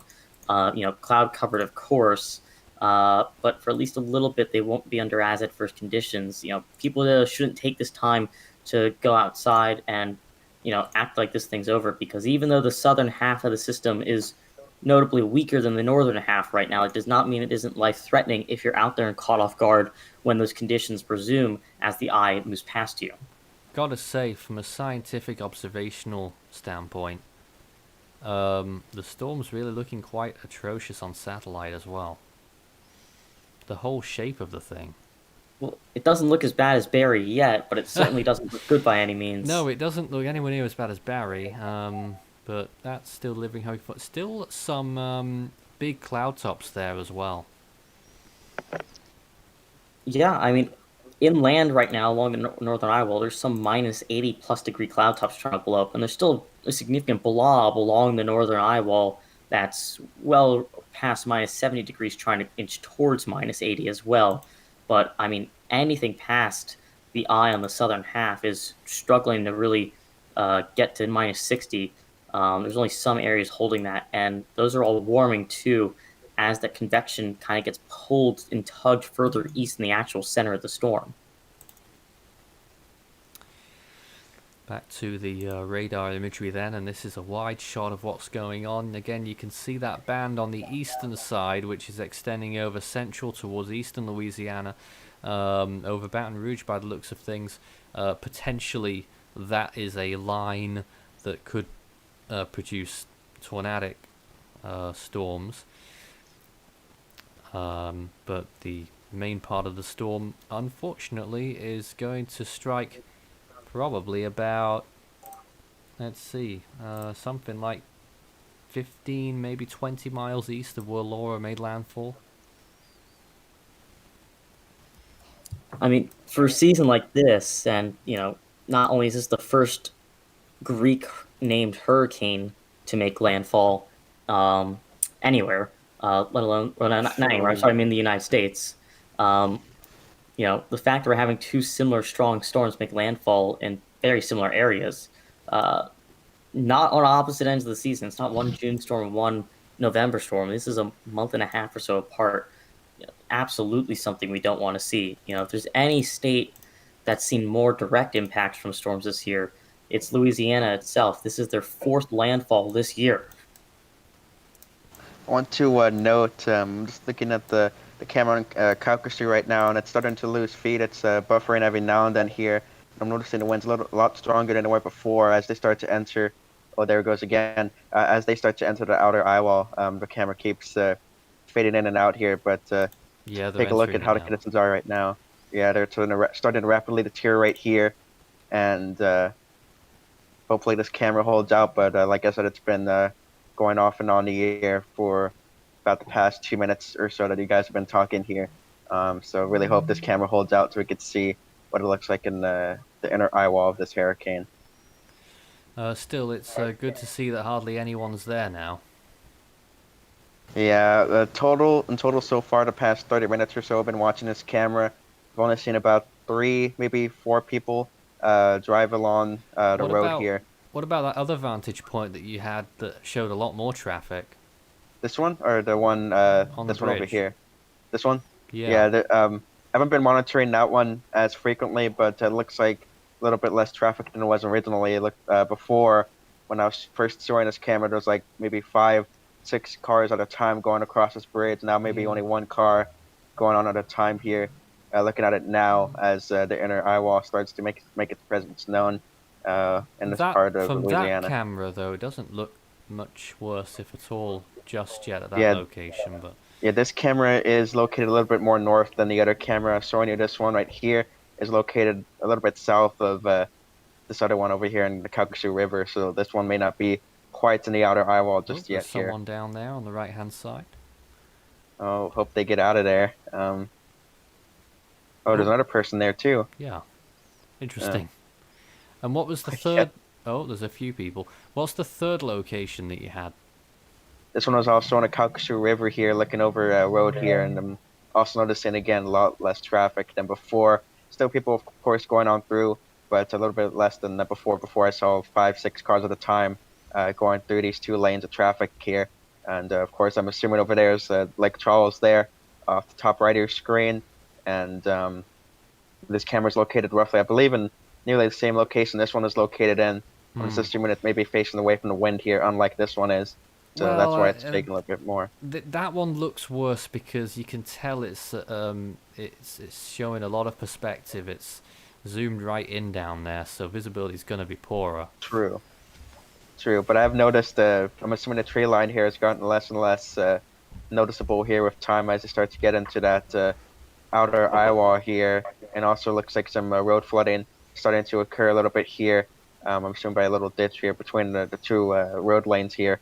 Um, So again, this is the outer eye wall starting to be felt here near Lake Charles, Ooh. and again, these cameras right now are located. This one right now that I'm referring to right now is located a little bit southwest of Lake Charles, around Prien, Louisiana, give or take, somewhere around there. I think it's a little bit west of Prien right there, and then the other 2 cameras right here, I believe, if I'm not Mm-hmm. mistaken, are located between Westlake and Lake Charles, although this one I believe may be a little bit All right. closer to uh, Prian. Now, So, I'm but just again, looking at radar imagery, and if I'm not mistaken, and I could be at this point, but I'm just wondering if that's a little curl there that would denote the, little sort of debris that you have, cloud debris, that you get at the very center of a hurricane, and I just wonder whether this is it. either that or maybe birds traveling in the eye of the hurricane, Hmm. because they are sometimes able to be detected by a Doppler radar here. Um, You never know.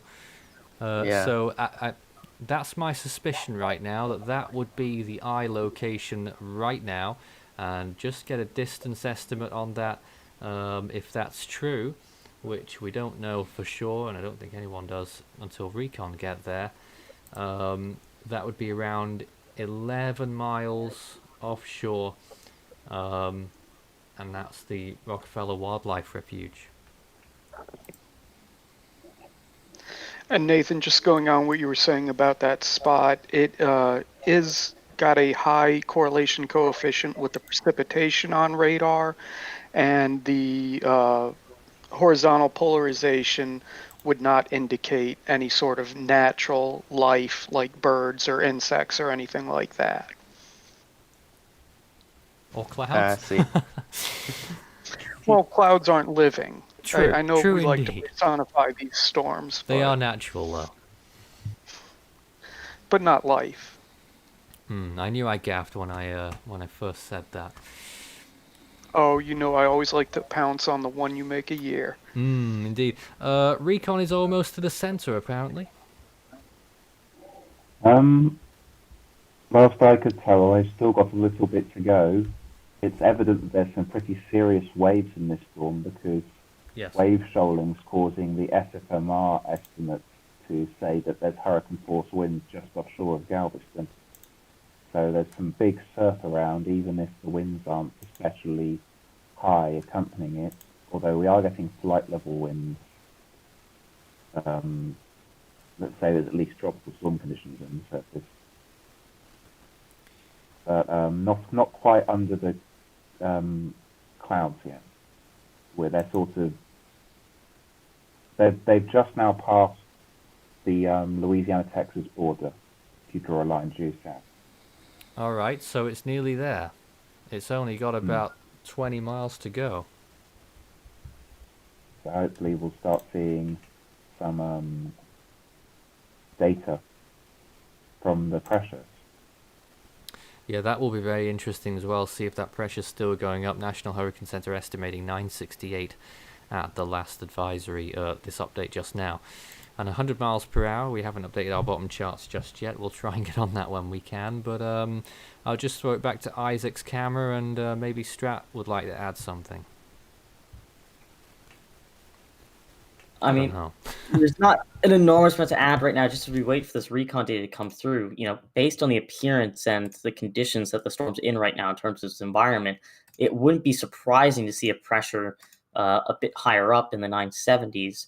But it does take longer for these storms when they're making landfall and coming ashore to have those pressure rises occur at times. So we're really seeing a very messy storm, but at the same time, it's holding its strength nonetheless. And there has been a couple of questions about other activity in the tropics as well. So if we want to just recap real quick, we have the very weak tropical depression Norbert, which has been lingering around in the Eastern Pacific, almost in the same spot for several days, and is expected to do so for a few more. Just about see it there. Yep. Eastern Pacific, that's a sorry show right now. You can actually see three, still the remnants of Maria there. There's an interesting swirl north of Hawaii. There's another interesting thing that's starting to spin to its west, and then you've got that very nice looking invest in the middle there. Western Pacific, we've got tropical storm Chan-Hom, which is looking a lot worse for wear now. Fortunately, as well as that, initial expectations were that this thing would come way closer to Japan and be stronger than it actually has. It's barely clipping portions of Shikoku and a couple of the other mainland islands with gale force winds, and that wind field is going to narrow as the storm weakens. And here's the rest of the Atlantic Ocean. You can see that wave down there, very low latitude at the bottom of your screen. Low chance on that one. Yeah, I haven't been seeing almost any model support for that particular wave, but I have heard some people talk about longer range models indicating, at least climatologically, along with some of the dynamic ones, that we could be watching an area of potentially favorable for some development in the Caribbean as we head towards the second half of the month as well. Although that's really yet to see whether or not that'll materialize. Throwing it back to the radar then, and looks like it is drawing nearer. I would speculate that is the center of the eye, this little band here. Oh, where's all that gone? Okay, we'll try again. We'll try again in a moment. Oh, there we've got it again. So, drawing this here, that's the potential area where the eye is, the center of the eye, I should say. The larger eye itself is possibly this whole massive thing here. But looks like the center is somewhere here. There's a new frame, so it's drawing even closer now. That must only be about 4 miles offshore. Maybe 5 or 6. If that's the case, then we're really looking at a landfall then within about 30 minutes or so, at least to the center of the eye, and based on that National Hurricane Center's criteria for how they declare things too, they'll probably say a landfall at the top of this upcoming hour or some Sooner. sort of. Yep. Yeah. They sometimes wait until the hour point to And I don't officially know. announce. I don't know what the reasoning is for doing that as opposed to just waiting for the hour mark. I don't know. I mean, sometimes they wait for the hour mark. Other times they'll interrupt it, say 35 minutes after the hour, say, "Oh, the storm's made landfall officially." Um, it's really up to their own discretion, really, at times. We've also got Wyatt Recon has hit here. the center, Oh, they have? and the extrapolated pressures would suggest that this storm is still below 970. Yep. The center of the eye is a little way southeast of Cameron, Yep. not by much. It's very close to the shore. Okay. And there is a significant area of hurricane force winds to the west of the eye. The western eye wall is supportive of at least 85 miles an hour, so it may be perfectly possible that this is a Category 2 storm when we get to the eastern eye wall. However, the interesting thing to note is that the flight level winds are significantly lower than the SFMRs. As in, flight level winds have peaked at 55 knots, and the SFMRs are hurricane force. That's Could that be fascinating. due to shoaling? Sorry? Could that be due to shoaling because it's near the coastline? It certainly could be due to wave shoaling, but this area is expected to have hurricane force winds, and we've had hurricane force wind gusts observed. It's just a bit strange to look at. I'm not sure what to make of it. I'm not sure what the National Hurricane Centre will do with this recon information. I mean, honestly, because they can't go over land to drop zones and get direct, observations of the wind speeds like that, it kind of limits their abilities to sample if the strongest sectors onshore what the actual maximum wind speed is. So I'm assuming because of the time they really used to take off was to get the best center fix possible, so that they can really get better information for computer models to see when this thing's coming onshore exactly, and a couple days out to see what kind of impacts it'll be bringing onshore as well. Want Because to note, Very Good. interesting recon indeed. yeah, I was just going to say, because even though, a lot of the focus tonight, at least, is on this thing as it comes inland, it is going to be a flash flooding and general flooding threat for several days up towards Appalachia, further up towards the northeast, and of course in other areas in the south, where it's going to be traversing at a much sooner time frame than those areas as well. So there it is again, a look at the storm. I wonder if, Kay, you've got any graphic of the recon location where they got that eye? Where they got the center? I do. Because I just want to see if it tallies with what we're seeing. while you're doing that, I want to note that the research radar that they stationed temporarily in Lake Charles has continued to record winds of about 50 plus meters a second, which is about 110 mile per hour winds plus at about 100 kilometers above the ground as of 10 minutes ago off that radar. 100 kilometers? No, it's 50, they say 50 meters a second, but miles per hour, that equates to about 111 plus miles per hour, and they say it's just about 1 kilometer above the ground. I was going to say. Yeah. So there we have it. We're still waiting for the storm to make landfall, but we think it's going to be pretty soon. Okay. I've posted those graphics for you. Right, so I can see that, and there that is. So that is further west than what I initially marked out. If I was going to mark that on the radar here, let me just try and get this right. It would look like then that the center of the storm, verified by Recon, would actually be, just trying to get this completely right, I think it's somewhere around here. So that must only be that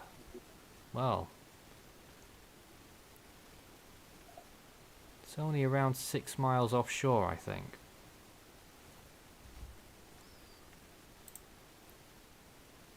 Trying to work that. It's getting very close anyway. I can give you the distance from Cameron in a second.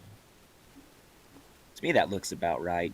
Looking at the radar movement of just the movement of the storms in the radar. Oh no, it's not Looks actually at about right. that location. Just done another check. I've actually done it more thoroughly here. The centre would actually appear to be, again, it's very difficult to do this, you know. Probably here. Now, I know that might not look much different to what you just saw, but it's about 13 miles, 14 miles southeast of Cameron, only about 6 miles from Creole, which it's about to make landfall there by the looks of it. Yeah, I mean, still 6 miles from the nearest land location, nonetheless. That really still means, overall, based on the movement speed, that within the next 30 minutes you'll see a landfall, at least with the center of the eye, be coming onshore. And of course, there's a lot of talk about when the eye is exactly coming onshore. But for many areas inland right now, or just inland, they're seeing the worst of this right now, from Cameron to Lake Charles all the way over to Crowley and Lafayette. They're going to be seeing the worst of the storm within the next hour or two right now. And then, of course, you might see some sort of calmer period as the actual center of the storm passes over some of these areas before the southern side picks up, and that moves onshore too. But the southern side will be weaker than the northern side, fortunately. So the worst total experience is going to be ongoing right now. Right, and I want to say I can compare this to Hurricane Sally because it has a similar structure where there's not much on the southern side, and it was about the same intensity too. The northern side, it was much more sustained and much stronger. On the southern side, yeah, there were still some really strong gusts, but it wasn't as sustained. But those gusts are still very dangerous. It's like being hit, suddenly. And that's Wyatt, and you've been involved in a lot of cones as well, and was struck by Sally. Yes, that's why I made that comparison, because I, saw it firsthand, and yeah. So what have you made of this storm then? It's been a very interesting storm, much like every other 2020 storm. It's been very interesting. I mean, we expected it at one point to become Category 5, or I did at least, and then all of a sudden it weakened miraculously before hitting the Yucatan as a strong Category 2 or a weak Category 3. And then everybody thought it would become a Category 4 over the Gulf of Mexico again. And luckily that didn't happen, and then we thought it would make landfall as a major in Louisiana, and it doesn't look like that has happened either. It looks like it's a bit weaker than that, which is just really good news in terms of, it being not as strong as it could have been. But it's still bad news that they're getting a 100-mile-an-hour plus hurricane. And just another point to that southern side too, it's always good to remind people, if you're in the path of the system over, even right now or through the next day or so, as the center of the storm still holds some sort of stronger semblance, that if you see a break in the center where either rain stops or the winds really go down for a bit, that isn't really a time to go outside at all, because you really don't want to be caught outside when that other half really starts to come in, because even if it's weaker than the north, it'll still be strong enough to pick up loose debris, and that could be life-threatening.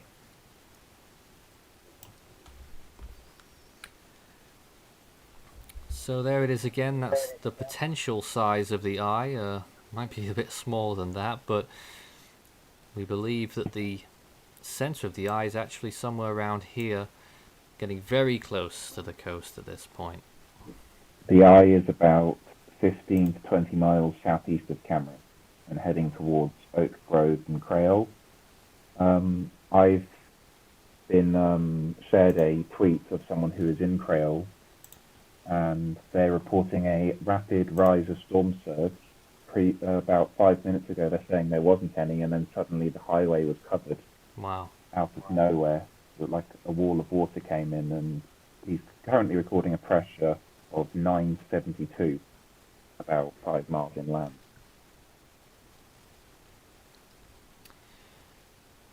That's that's not far from the pressure peak. I mean, they're probably in an area that might be 10 to 15 miles away from the actual center, and the eye is pretty large, so some of those areas might be starting to see lower pressures come in, and at least not as much wind and rain temporarily, but lower pressures and still surrounding areas churning in a lot of water. Isaac, what are we looking at here? This is that trooper of a live camera we're watching during Laura. This live camera is from Jennings, Louisiana here, which is about to get into the inner eye wall here. I believe they're starting to get into the outer eye wall already if they're not in it right now. And the person that was operating this camera has been moving this camera around a little bit here, giving us better views of the city of Jennings, Louisiana here. But this is just currently what it looks like here. And again, this is in Jennings, Louisiana here, currently. It's pretty much what you would expect to see. Poor visibility, shaky camera with the wind, and gusts as well. Yeah, it appears that Jennings is getting into that eye wall right now, and it looks like it might be weaker right where Jennings is. Really? Just looking at radar, there's a bit of a break in between the eye wall. So Recon has just hit the eastern eye wall and they found 105 knot flight level winds, meaning this is definitely still a Category 2 hurricane. Man, this is one of the worst looking Category 2 hurricanes I've seen, if I do say so myself. But, I mean, Hurricane force winds really prove it. onshore, Hurricane force winds onshore, yep. if we didn't already know that.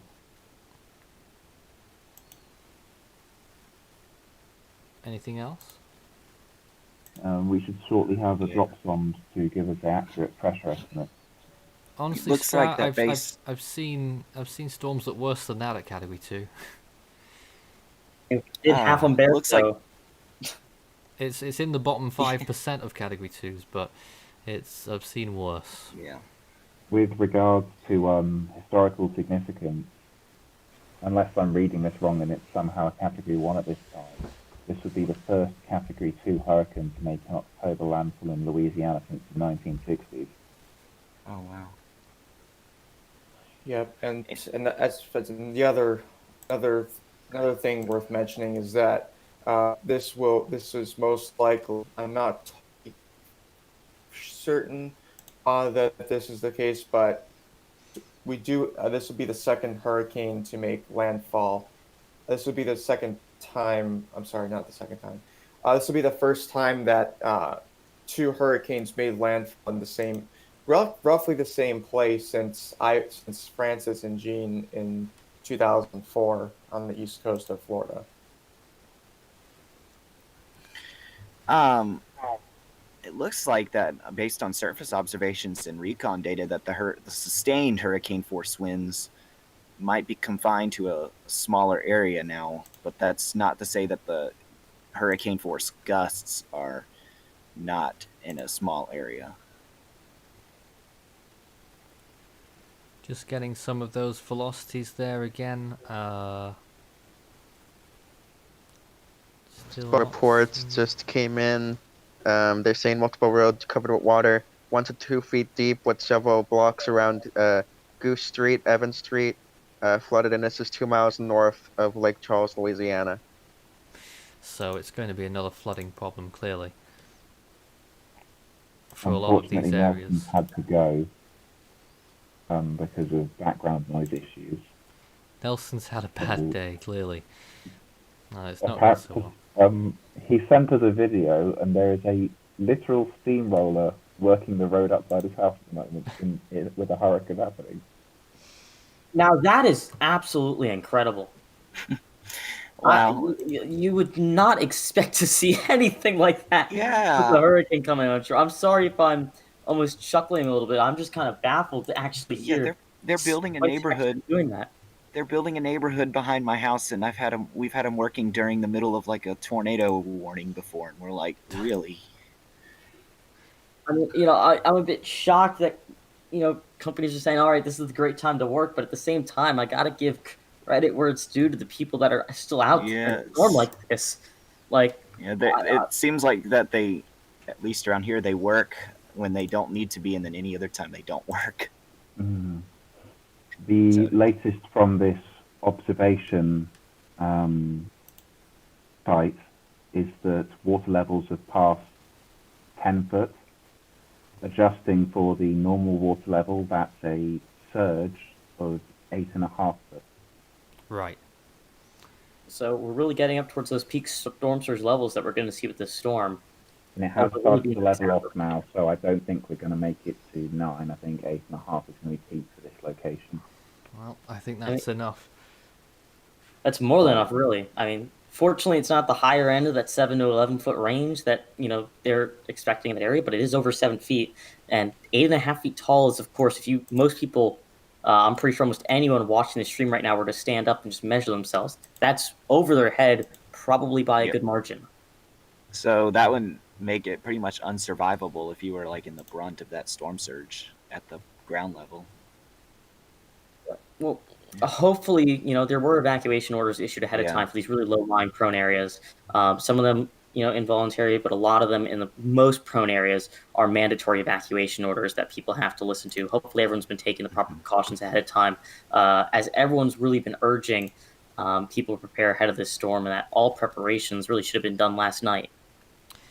Now, overall, this storm is not going to be impacting as strongly as Laura, that's quite clear. It's much weaker, it's got a slightly lower storm surge, but different angle. Do you think that might cause slightly different angle? Some areas that, say, didn't do too badly in Laura, might they do worse in this storm? It would be more to do with the larger wind field of Delta would have further reaching surge impacts. It'd be that, and the Yeah. worst storm surge locations are a bit further east than we were looking at with Laura as well. That's going to have some slight implications in which areas are getting the heaviest impacts this time around, at least in that regard. I'd like to bring your attention, Nathan, really quick to I don't know if you have mesoscale for infrared, because something very interesting is trying to potentially look like it's trying to develop at the last second there No. on the infrared imagery. It looks like the eye is trying to actually warm its cloud tops at the last second before landfall. And I don't know whether you have that imagery up on infrared at least. But No, I'm not convinced at all. I'm not seeing it. I don't think the sandwich really shows it the best as well as the long wave IR. But I'm not sure I have that. Let's see what we've got. No, we've got another visible there. I don't have that. I'll post a link at least to one of the products in the chat really quick here then. In the meantime, let's see if we can take some questions. On the NWS Doppler radar, oranges and reds are starting to affect Jennings. Isaac, you've still got the view there. Any change? Apologies, I can't. My Discord seems to be having an issue right now, but if referring to what's currently going on in the camera, looks like it just got off air for It's a short just time here. But gone. I'm just noticing. Yeah, I'm just noticing here. It's getting progressively worse here, and yeah, my Discord's having a little bit of an issue right now. So I apologize for speaking right now. I Right. can't hear you at all. So that's how it is so far. Okay. Breaking news. Yes. We have the drops on. The pressure is 967. That's about right. They went with 968 of the update though, so that's actually a millibar lower Mm. than what So they went out with the update. it's weakened less than they were expecting, in terms of pressure at least. Yeah. That makes me wonder if they were being a little hopeful, but probably not. They I didn't believe have they the were data. just extrapolating based on the last Yeah. fixes.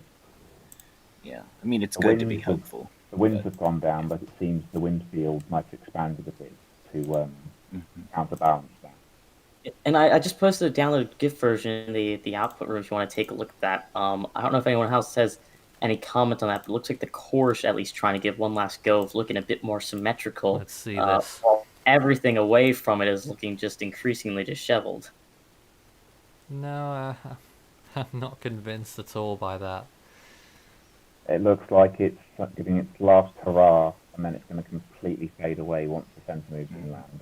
Yeah, I mean, this thing really is going to rapidly weaken as soon as it really Yeah. fully comes on shore. As soon as the core has no ocean water left, and it's already under less than favorable conditions of about 24 degrees to 24.5 degrees Celsius right on the coast, it's not going to have anything left to fuel it. Shear is going to be continuing to pick up, and it should really just wind down pretty quickly. Although it is still forecast right now to be a tropical storm strength storm as it crosses into Mississippi. So you will probably see some inland warnings associated with tropical storm warnings in place there as we head into tomorrow. Yeah. And that's for the inner core. That doesn't have to do with the outer bands, correct? No, if you're talking outer bands, those Right. those have already been causing adverse impacts across significant areas of the southeast, just with how far shear has been taking the outflow. If you were just to pull up a And then- U.S. satellite imagery, you're having outflow from the storm reach from where it is right now, the center, near the western south coast of Louisiana, all the way almost to the eastern seaboard of the United States in North Carolina and Virginia. So shear combined with the outflow of the storm has gone really far away from the center. Yeah. And I do want to point out quickly that inland impacts are still likely. The models keep picking up on strong outer band forming tomorrow morning, or like 3 or 4 a.m. over southeastern Louisiana, extending northward to the center, and that will progressively move eastward throughout the day. And that's why there's a level 1 and 2 risk of severe weather, which includes tornadoes and damaging wind gusts from like Tennessee all the way down to the Florida Panhandle.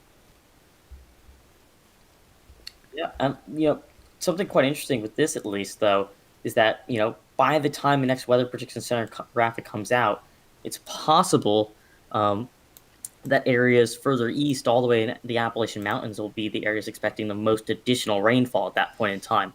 There are splotches there, very small ones at least, that are trying to anticipate localized a bit over 6 inches of rainfall in association with Delta as it turns post-tropical and weakens inland and gets absorbed eventually by a larger trough in a couple days. Until that point, though, significant areas across large portions of the southeastern United States are expected right now, at least, to receive at least 1 to 2 inches of rainfall.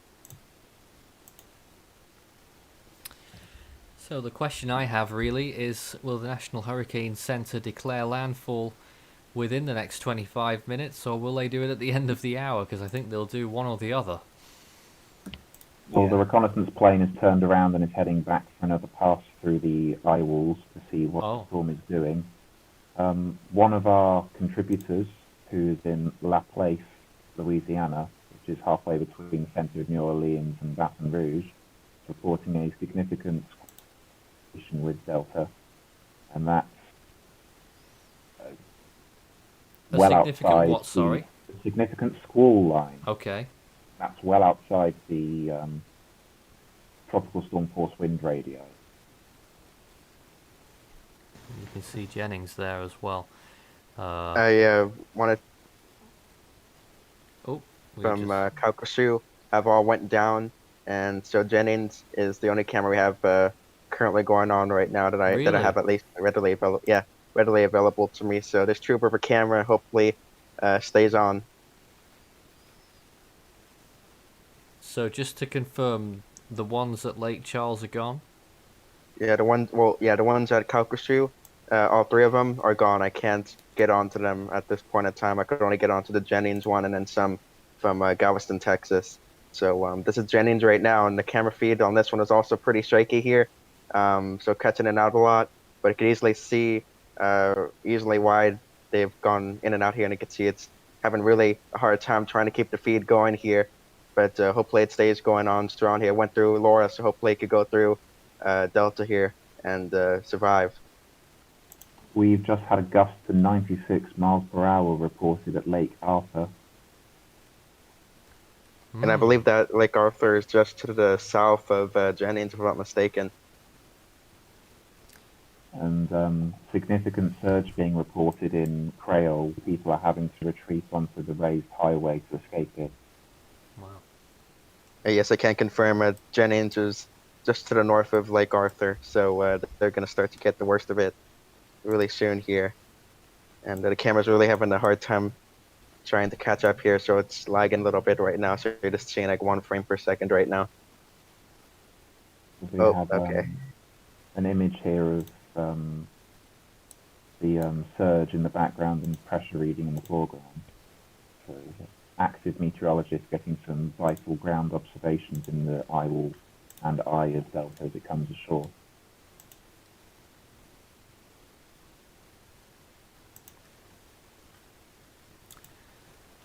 I think Nelson also had a power outage map from earlier, which I can show on the screen.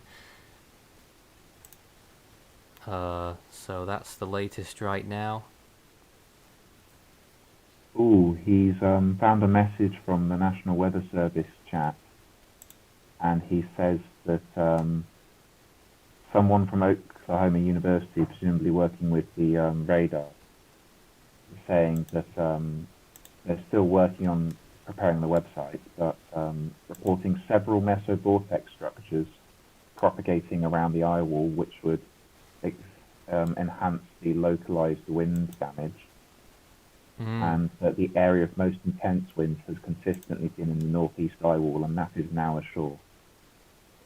So the strongest winds are onshore at the moment. And the northeast eye wall looks like it includes Jennings and Port Arthur. And just one of those power outages maps really quick.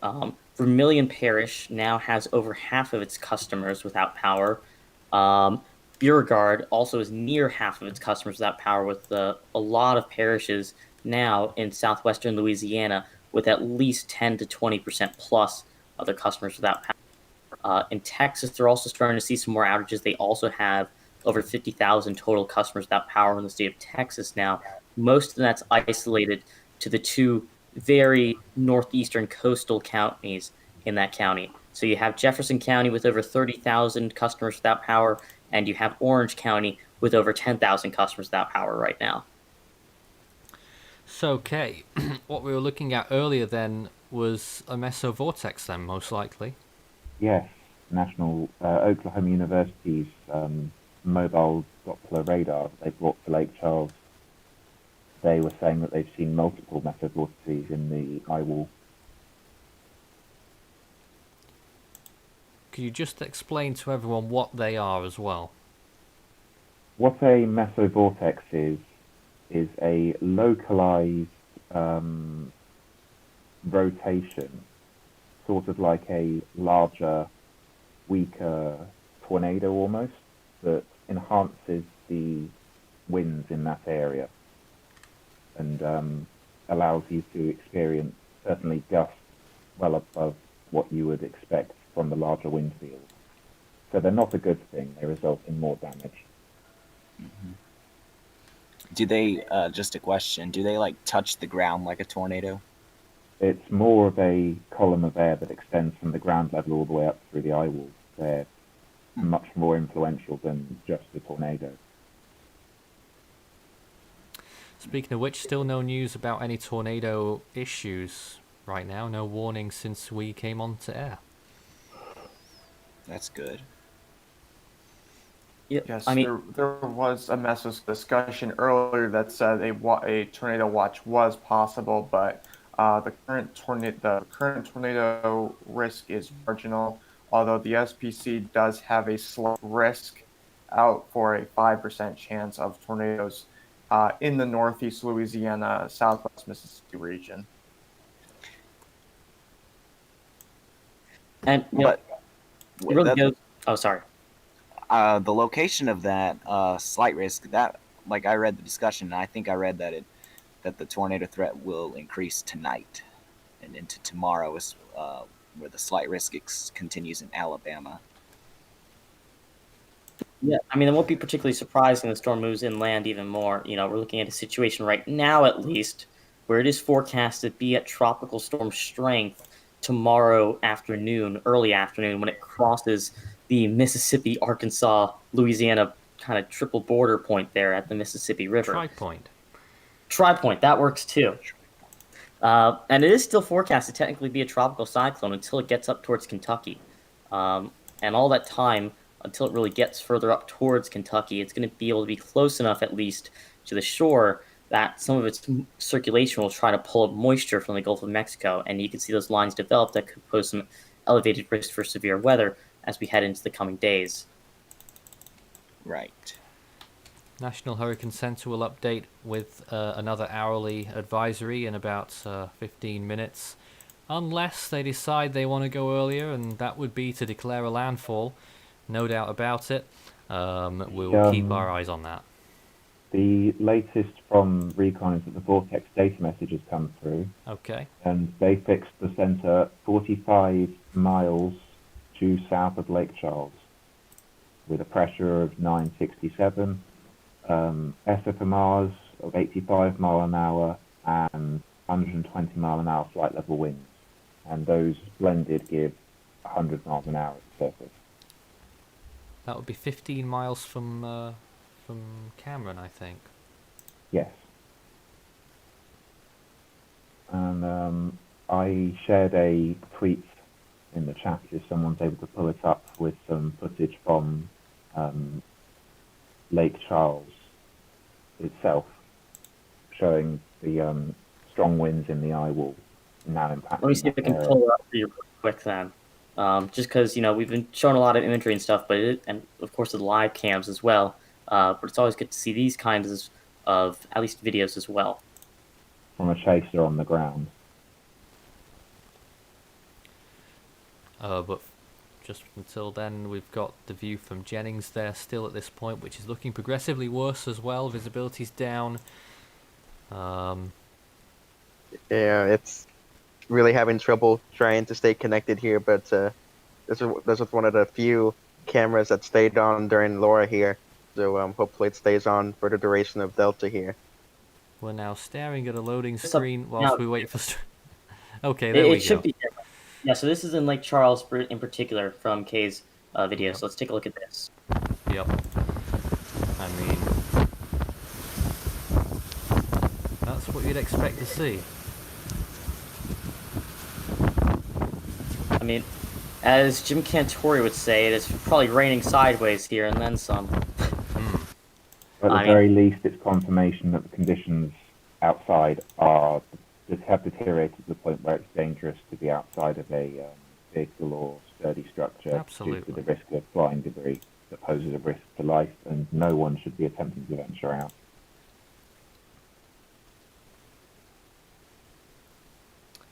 I mean, that is completely accurate. Oh, power flash.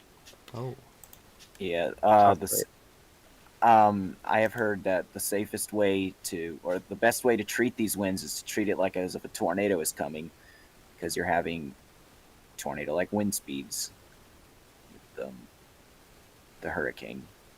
Yeah, 100 miles an hour would be almost equivalent, pretty much equivalent to EF1, EF2 wind speeds. Yeah. Potentially. And so the best place to go would be obviously in a sturdy structure on the lowest floor, in an interior room with no windows, and be sure you have like water and make flashlight sure and radio.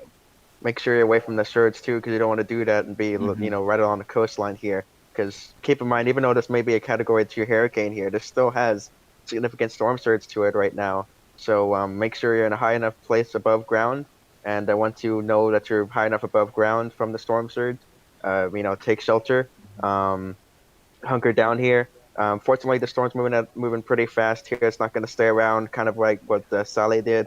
It's going to be in and out pretty fast here. So that's the really good news part of it. But really bad news, of course, how it's hitting the same general region, how where Hurricane Laura made landfall not even 2 months back. And you should, if you're like within 30 minutes to an hour of getting the eye wall, you should probably begin moving to your safe spot right now.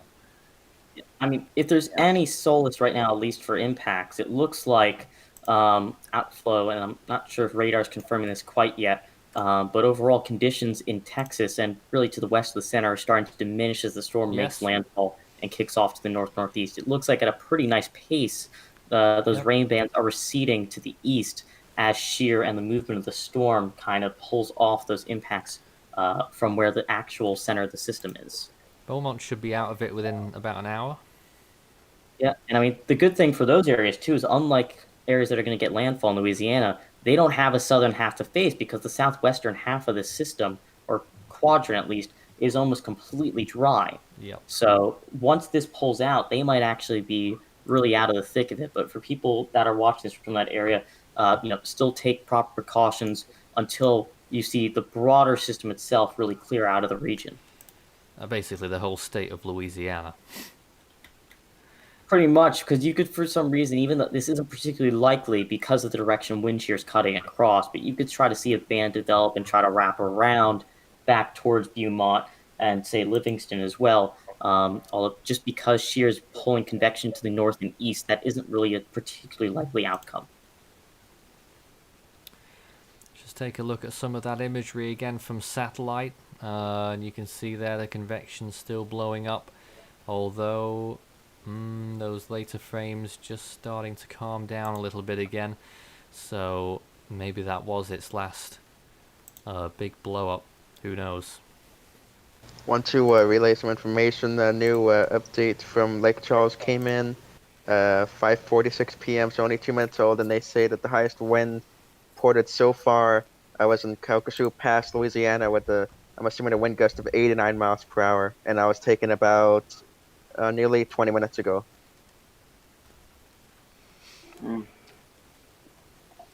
A question here. Due to rapid weakening and the position of the storm, the rain bands that will cause tornadoes may be the band before the eye wall and the northeastern eye wall. That's more of a statement, actually, but what do we think about that? It certainly bears some merit. The eye wall, as it decays further, would basically become a rain band and then be able to produce tornadoes. But there's going to be a significant threat from onshore rain bands or onshore squall lines. It would be more like with these levels of shear that would have a tornado threat anywhere that's to the east and south of the center. I mean, it's really more situational than just saying that as a general statement, because you'll have situations like Isaias, for one, where a lot of tornadic activity can occur ahead of it on the northwestern quadrant and then shift to the east, closer to water at times, or even be much further to the west with it at times too. So, I mean, basically what Kay said concurs, but it isn't necessarily, it's always going to be in that general area of a storm. Right. And in the marginal risk area close to the coast, some models, especially the NAM 3 kilometer, is picking up on MLK values about 800 to 1,000, which is the amount of instability in the air. And there's also some shear, which could support the development of rotation. And that instability will cause thunderstorms, and those two don't go well. Those two aren't good together. Commentary said, has Jennings gotten in the eye yet? No, Jennings is not in the eye of Delta at this point in time. They're actually in the inner eye wall, or about to be in the inner eye wall right now of the storm, which is where the worst of the winds usually occurs, in the inner eye wall of these storms. They're not quite in the eye yet. If they're in the eye, you're going to see the camera here. If it does survive into past the inner eye wall, you will see the camera stop shaking pretty much here and be pretty much dead still. But right now, like I said, they're in the inner eye wall right now, not in the eye. Still can't tell whether Jennings will get the eye or not. True. Could veer just far enough away where they won't get it.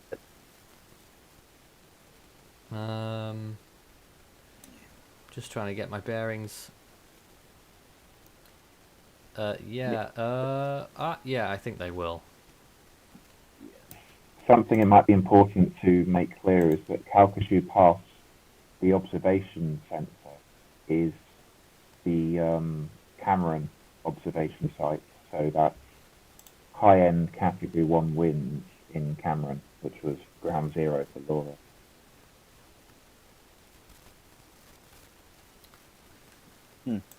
Texas Point continues to report wind gusts of 82 miles per hour.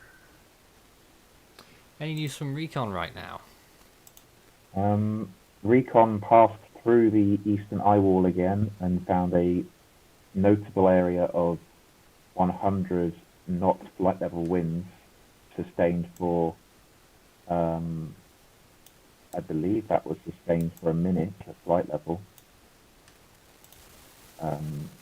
And it's found there's been an unusual thing with the extrapolated pressures where they've gone down to 963 in the edge of the eye wall, which might be suggestive of a Mesovortex feature in that area. Just looking at those lines there, it's very, very close to landfall, if not already over land. It's extremely close. Storm surge continues to rise, albeit at a reduced rate at the observation site I'm using at freshwater canal locks. I'd say it's up to 8.75 now. It looks to me as though this storm has made landfall. We'll wait for the National Hurricane Center to confirm. That'll happen in about 8 minutes or less.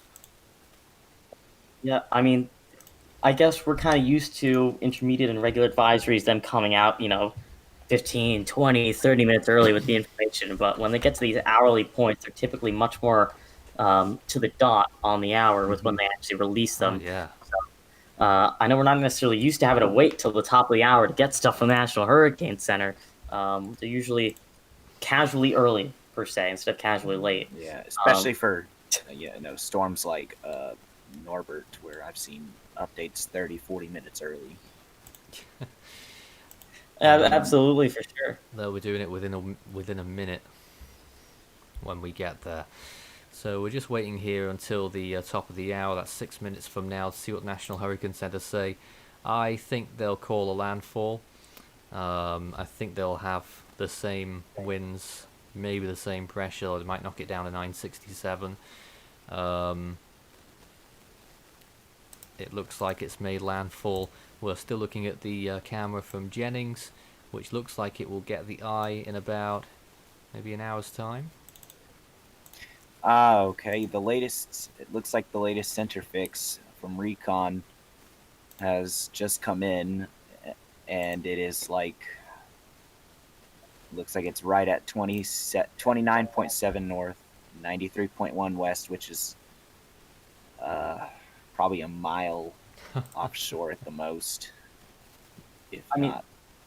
That's probably enough for the NHC to call landfall. It's about 3 miles offshore. It's a mix of that and them. Oh, I'm sorry. Right, and the next point would be inland on the grid. Yeah, I just also want to note as well, when you're looking at, they're passing the grid, they don't really, they don't fly inland just because they can't do drop zones and get data points there the same way. So, I mean, that just might be the closest to the center that it could get to the exact center that's still over water. You could still technically have, the center of the system be over land, at least the center of the eye of a storm, and still have them, get a center fix in some regard that way. Right. And if it's not called landfall at the top of this hour, I would think that they would do an update statement before 7 p.m. Central Time. Yeah, well, I think back during when during Hurricane Hannah, they did their hourly position update, and then 15 minutes later, made the announcement that it made its first landfall. Definitely would surprise me if they do that. If they don't just say it's already a landfall right now. But we're really going to find out in just a couple of minutes now at the most. We're 5 minutes to the top of the hour. The hourly position update should be out before that by maybe a minute or two. So we're getting very close to the final seconds here. A bit optimistic there, Strat. I'd like to be optimistic, Nathan. The latest from power outages is that we've got over 100,000 households without power, which is likely 200,000 plus people without power at this time. And that's I just want to come in with I want to come in with some breaking news. A new tropical cyclone update has just been issued by the NHC. As the current position update is showing that the eye wall of Delta is moving onshore of the southwestern coast has already moved onshore of the southwestern coast of Louisiana. I am currently not seeing anything about a landfall at the moment, but That's the it 5 p.m. says Central Time update, I think. Yeah, oh That's 5 not, p.m. that's not the new one. That's still about an hour old. So we're still waiting right now. But yeah. it's more likely than not, at least under my presumption, based on the location of the center, that they're going to say the storm has made landfall within the next 3 minutes at They their update. usually would. Not to second guess them, but they usually would in a situation like this, I would imagine. We have some more footage from Lake Charles, and the person on the ground is reporting that the building that we saw after Laura, the skyscraper with all the glass windows blown out, Oh, they fully boarded that up, and he's reporting that the boards are beginning to be blown off by Delta. That building is not held very well. No, Yeah, you got to remember though that is much higher than the surface level, so the winds will be stronger at the top of the building versus the bottom of the building. That's true. So we're waiting to hear about whether the landfall is official. Certainly looks to me as though landfall has occurred within the last few minutes. This is the view again from Jennings, Isaac, showing us that visibility is continuing to decrease. Yeah, it looks like it's a drop sond is in, and it says 970. Oh, yeah. It looks like that Jennings is really getting it right now. I think this That looks visibility wise, I think Yeah, that's that- worse than Laura. yeah. Laura was um, during the night, and Laura look- was a little west of Yeah, where it's this further camera west. is. Yeah, it's further west, but That looks you could see just the looking at lights that more. webcam. It looks like that would be very close to, if not sustained, hurricane force. It's You've hard been to at tell the- looking that at it. Yeah, connection. I would The say so. connection that's gotten in and out with this camera a lot, so I just really hope it stays up. I did see one power flash on the top right of the screen, but that's it so far. But I imagine it's probably going to keep on going here as the inner eye wall progresses through Jennings, Louisiana, and hopefully it makes it through so we can see what it's like in the eye of the storm here. This camera's been a trooper, went through Laura, and hopefully it could go through Delta and survive into the eye, connection-wise. Yeah. We're just And it is 10 seconds from the hour now. I'm not seeing the update yet on my computer. I know for a lot of people the update could come out a minute or two faster on certain browsers than others, but we're going to be getting an update very imminently. And if there's any delay, it's mostly just the National Hurricane Center deliberating. Are we going to say, is this going to Well, they might be deliberate early updates out. 100 mile an hour, 970 millibars. They have called landfall near Creole, Louisiana. National Weather Service Doppler radar imagery, Air Force Reserve Hurricane Hunter aircraft data, and surface observations indicate that Delta has made landfall at 6 p.m. with estimated maximum sustained winds of 100 miles per hour. The minimum central pressure is estimated 970 millibars. A Florida coastal monitoring tower near Lake Arthur recently reported a sustained wind of 77 miles per hour and a gust to 96. A NOAA National Weather Service water level gauge at Freshwater Canal Locks, Louisiana, recently reported storm surge inundation of over 8 feet above ground level. So the breaking news from the National Hurricane Center this hour is that Delta has made landfall at 6 p.m. sharp Central Time near Creole. How far from where Laura made landfall? About 15 miles or 10 miles or something really minuscule like that. Yeah. It's 10 miles east of Cameron, which is, I believe, where it made landfall. It's Cameron. And that is the historic 10th United States tropical cyclone landfall and the first October Louisiana Category 2 since 1960. And the first It's also back-to-back hurricane landfalls within 15 miles of each other since Francis and Jean in eastern Florida. in This is also the 2004. first Greek hurricane landfall, not the first Greek tropical cyclone landfall, but hurricane landfall in the United States.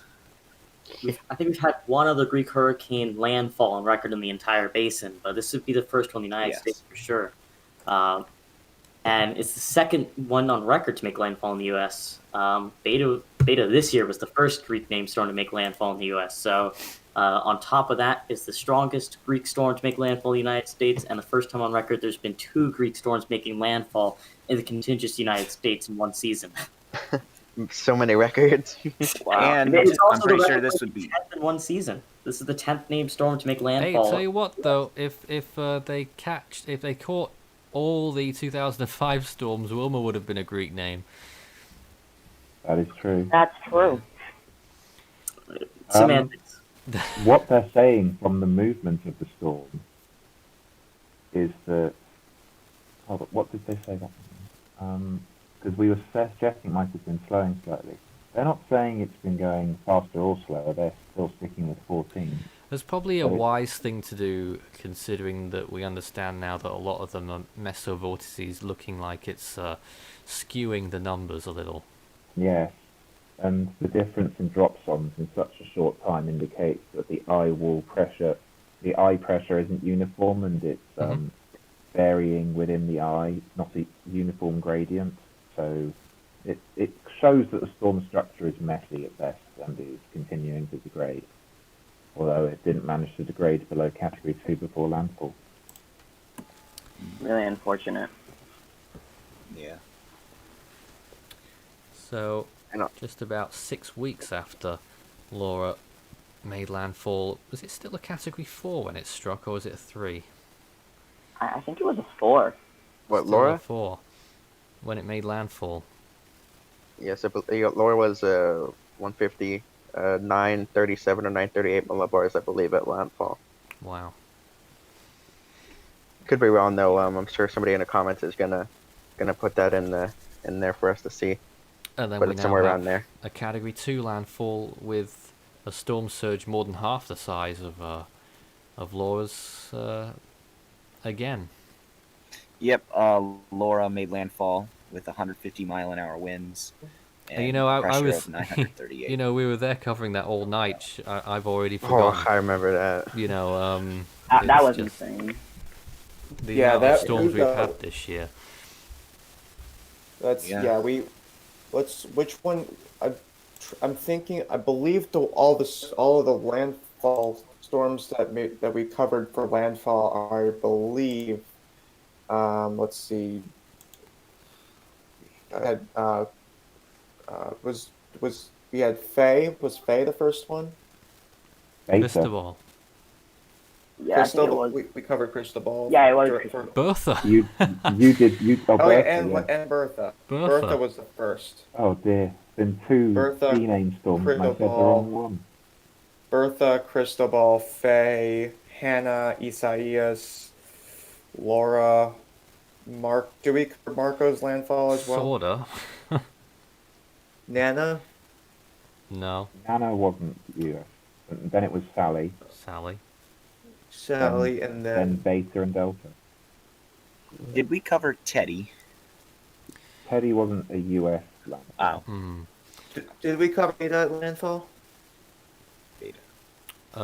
We did bits and pieces on Teddy.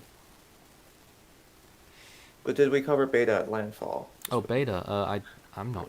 You know, my memory is gone at this Yeah. point. This is the 26th tropical cyclone of the Oh year my in the God. Atlantic, and Still only the beginning only of only a third of the way through October. and we've got a good 6 weeks more of potential activity. What's really fortunate so far is that most of the storms have been broken. We've broken records, and they've been quite weak compared to 2005. 2005, most of them were hurricanes and major hurricanes and threatened land. Of course, this one we've had. What was it? I think 3 major hurricanes so far this season. I want to say We've had 3 Category 4 hurricanes. 3 category. Yeah. So in terms of terms of quantity, we've nearing 2005, but in terms of quality of storms, in terms of their intensity, 2005 was way way on another different level than 2020 is so far. So if there's any somewhat fortunate news to that, but still, regardless of category, in 2020 we've had many life-threatening and dangerous and deadly storms this season, and hopefully we don't get any more the rest of the season as it goes on. Yeah, and considering that there's already another area of interest out in the open Atlantic near the MDR, should be a bit. That one's going to raise some questions as well. Currently only has 20% chance of formation in the next 5 days. Another way to think about it is that in 2005 there were multiple high impact events, whereas in 2020 it's sort of been spread out everywhere. Yeah, exactly. That's another way to put it there. Looking at that webcam Oh, wow. again there. The visibility's gone worse. I'm barely able to see that little blue structure there now. I mean, blue, yellow, white structure there. If I could speak properly here, apologize for that. It's been a long day, but I could barely see that when so many stronger wind gusts come on through here. Yeah, that's just a testament to how strong that storm is. That's definitely sustained hurricane, I think, at this point. And hopefully it survives to get into the eye here, so we could see how calm it gets in the eye of Category 2 Hurricane Delta here.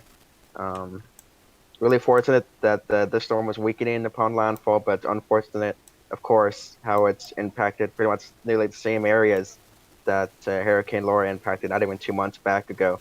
And that was, of course, 150 mile-an-hour Cat 4 at landfall. This is 100 mile-an-hour Cat 2 at landfall. Still, both serious storms here, and nothing to take lightly at all, especially when you see these gusts here on this camera that really shake the camera here, and you can barely see, right in front where this white building here is.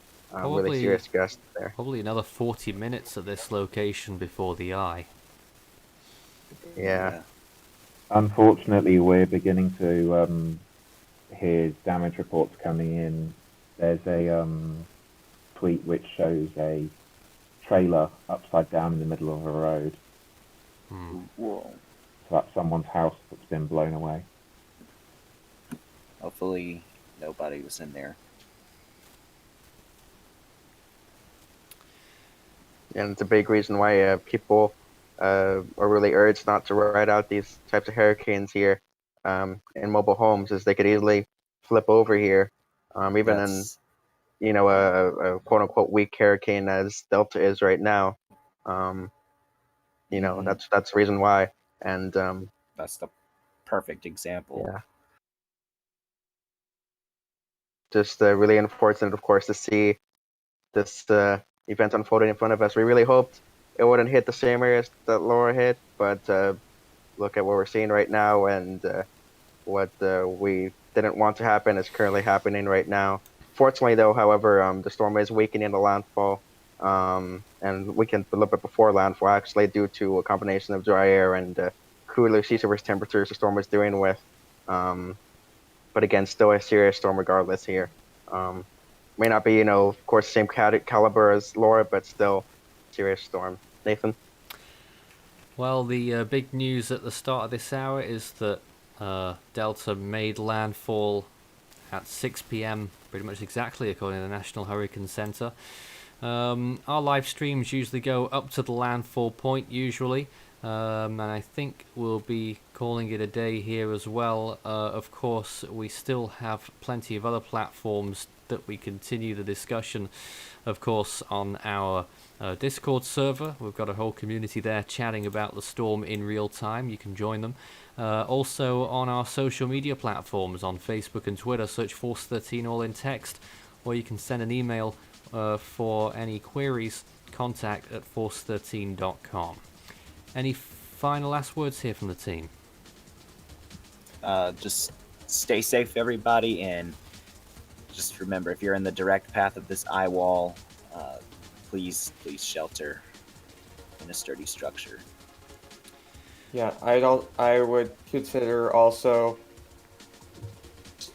Hurricane Delta will be bringing a multitude of hazards in addition to storm surge and strong winds. there's widespread flash flooding ongoing.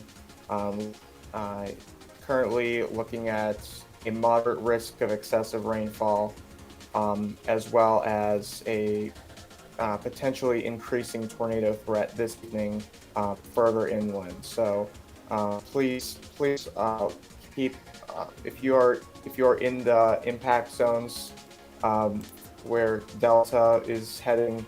Please make sure to stay tuned to your local weather forecast, and it'd be probably also be a better idea that if you had a radio, that you should stay tuned to your weather radio, which is typically one of the best tools to use when you're facing extreme weather like what we're seeing with Delta right now. So please have a way to receive alerts and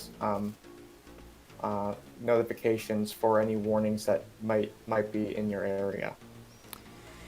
Well, that's it from us here for the time being. We will, of course, on the Force 13 channel have regular video updates, probably one later on this evening as well, and more tomorrow, I should imagine, as Delta moves inland.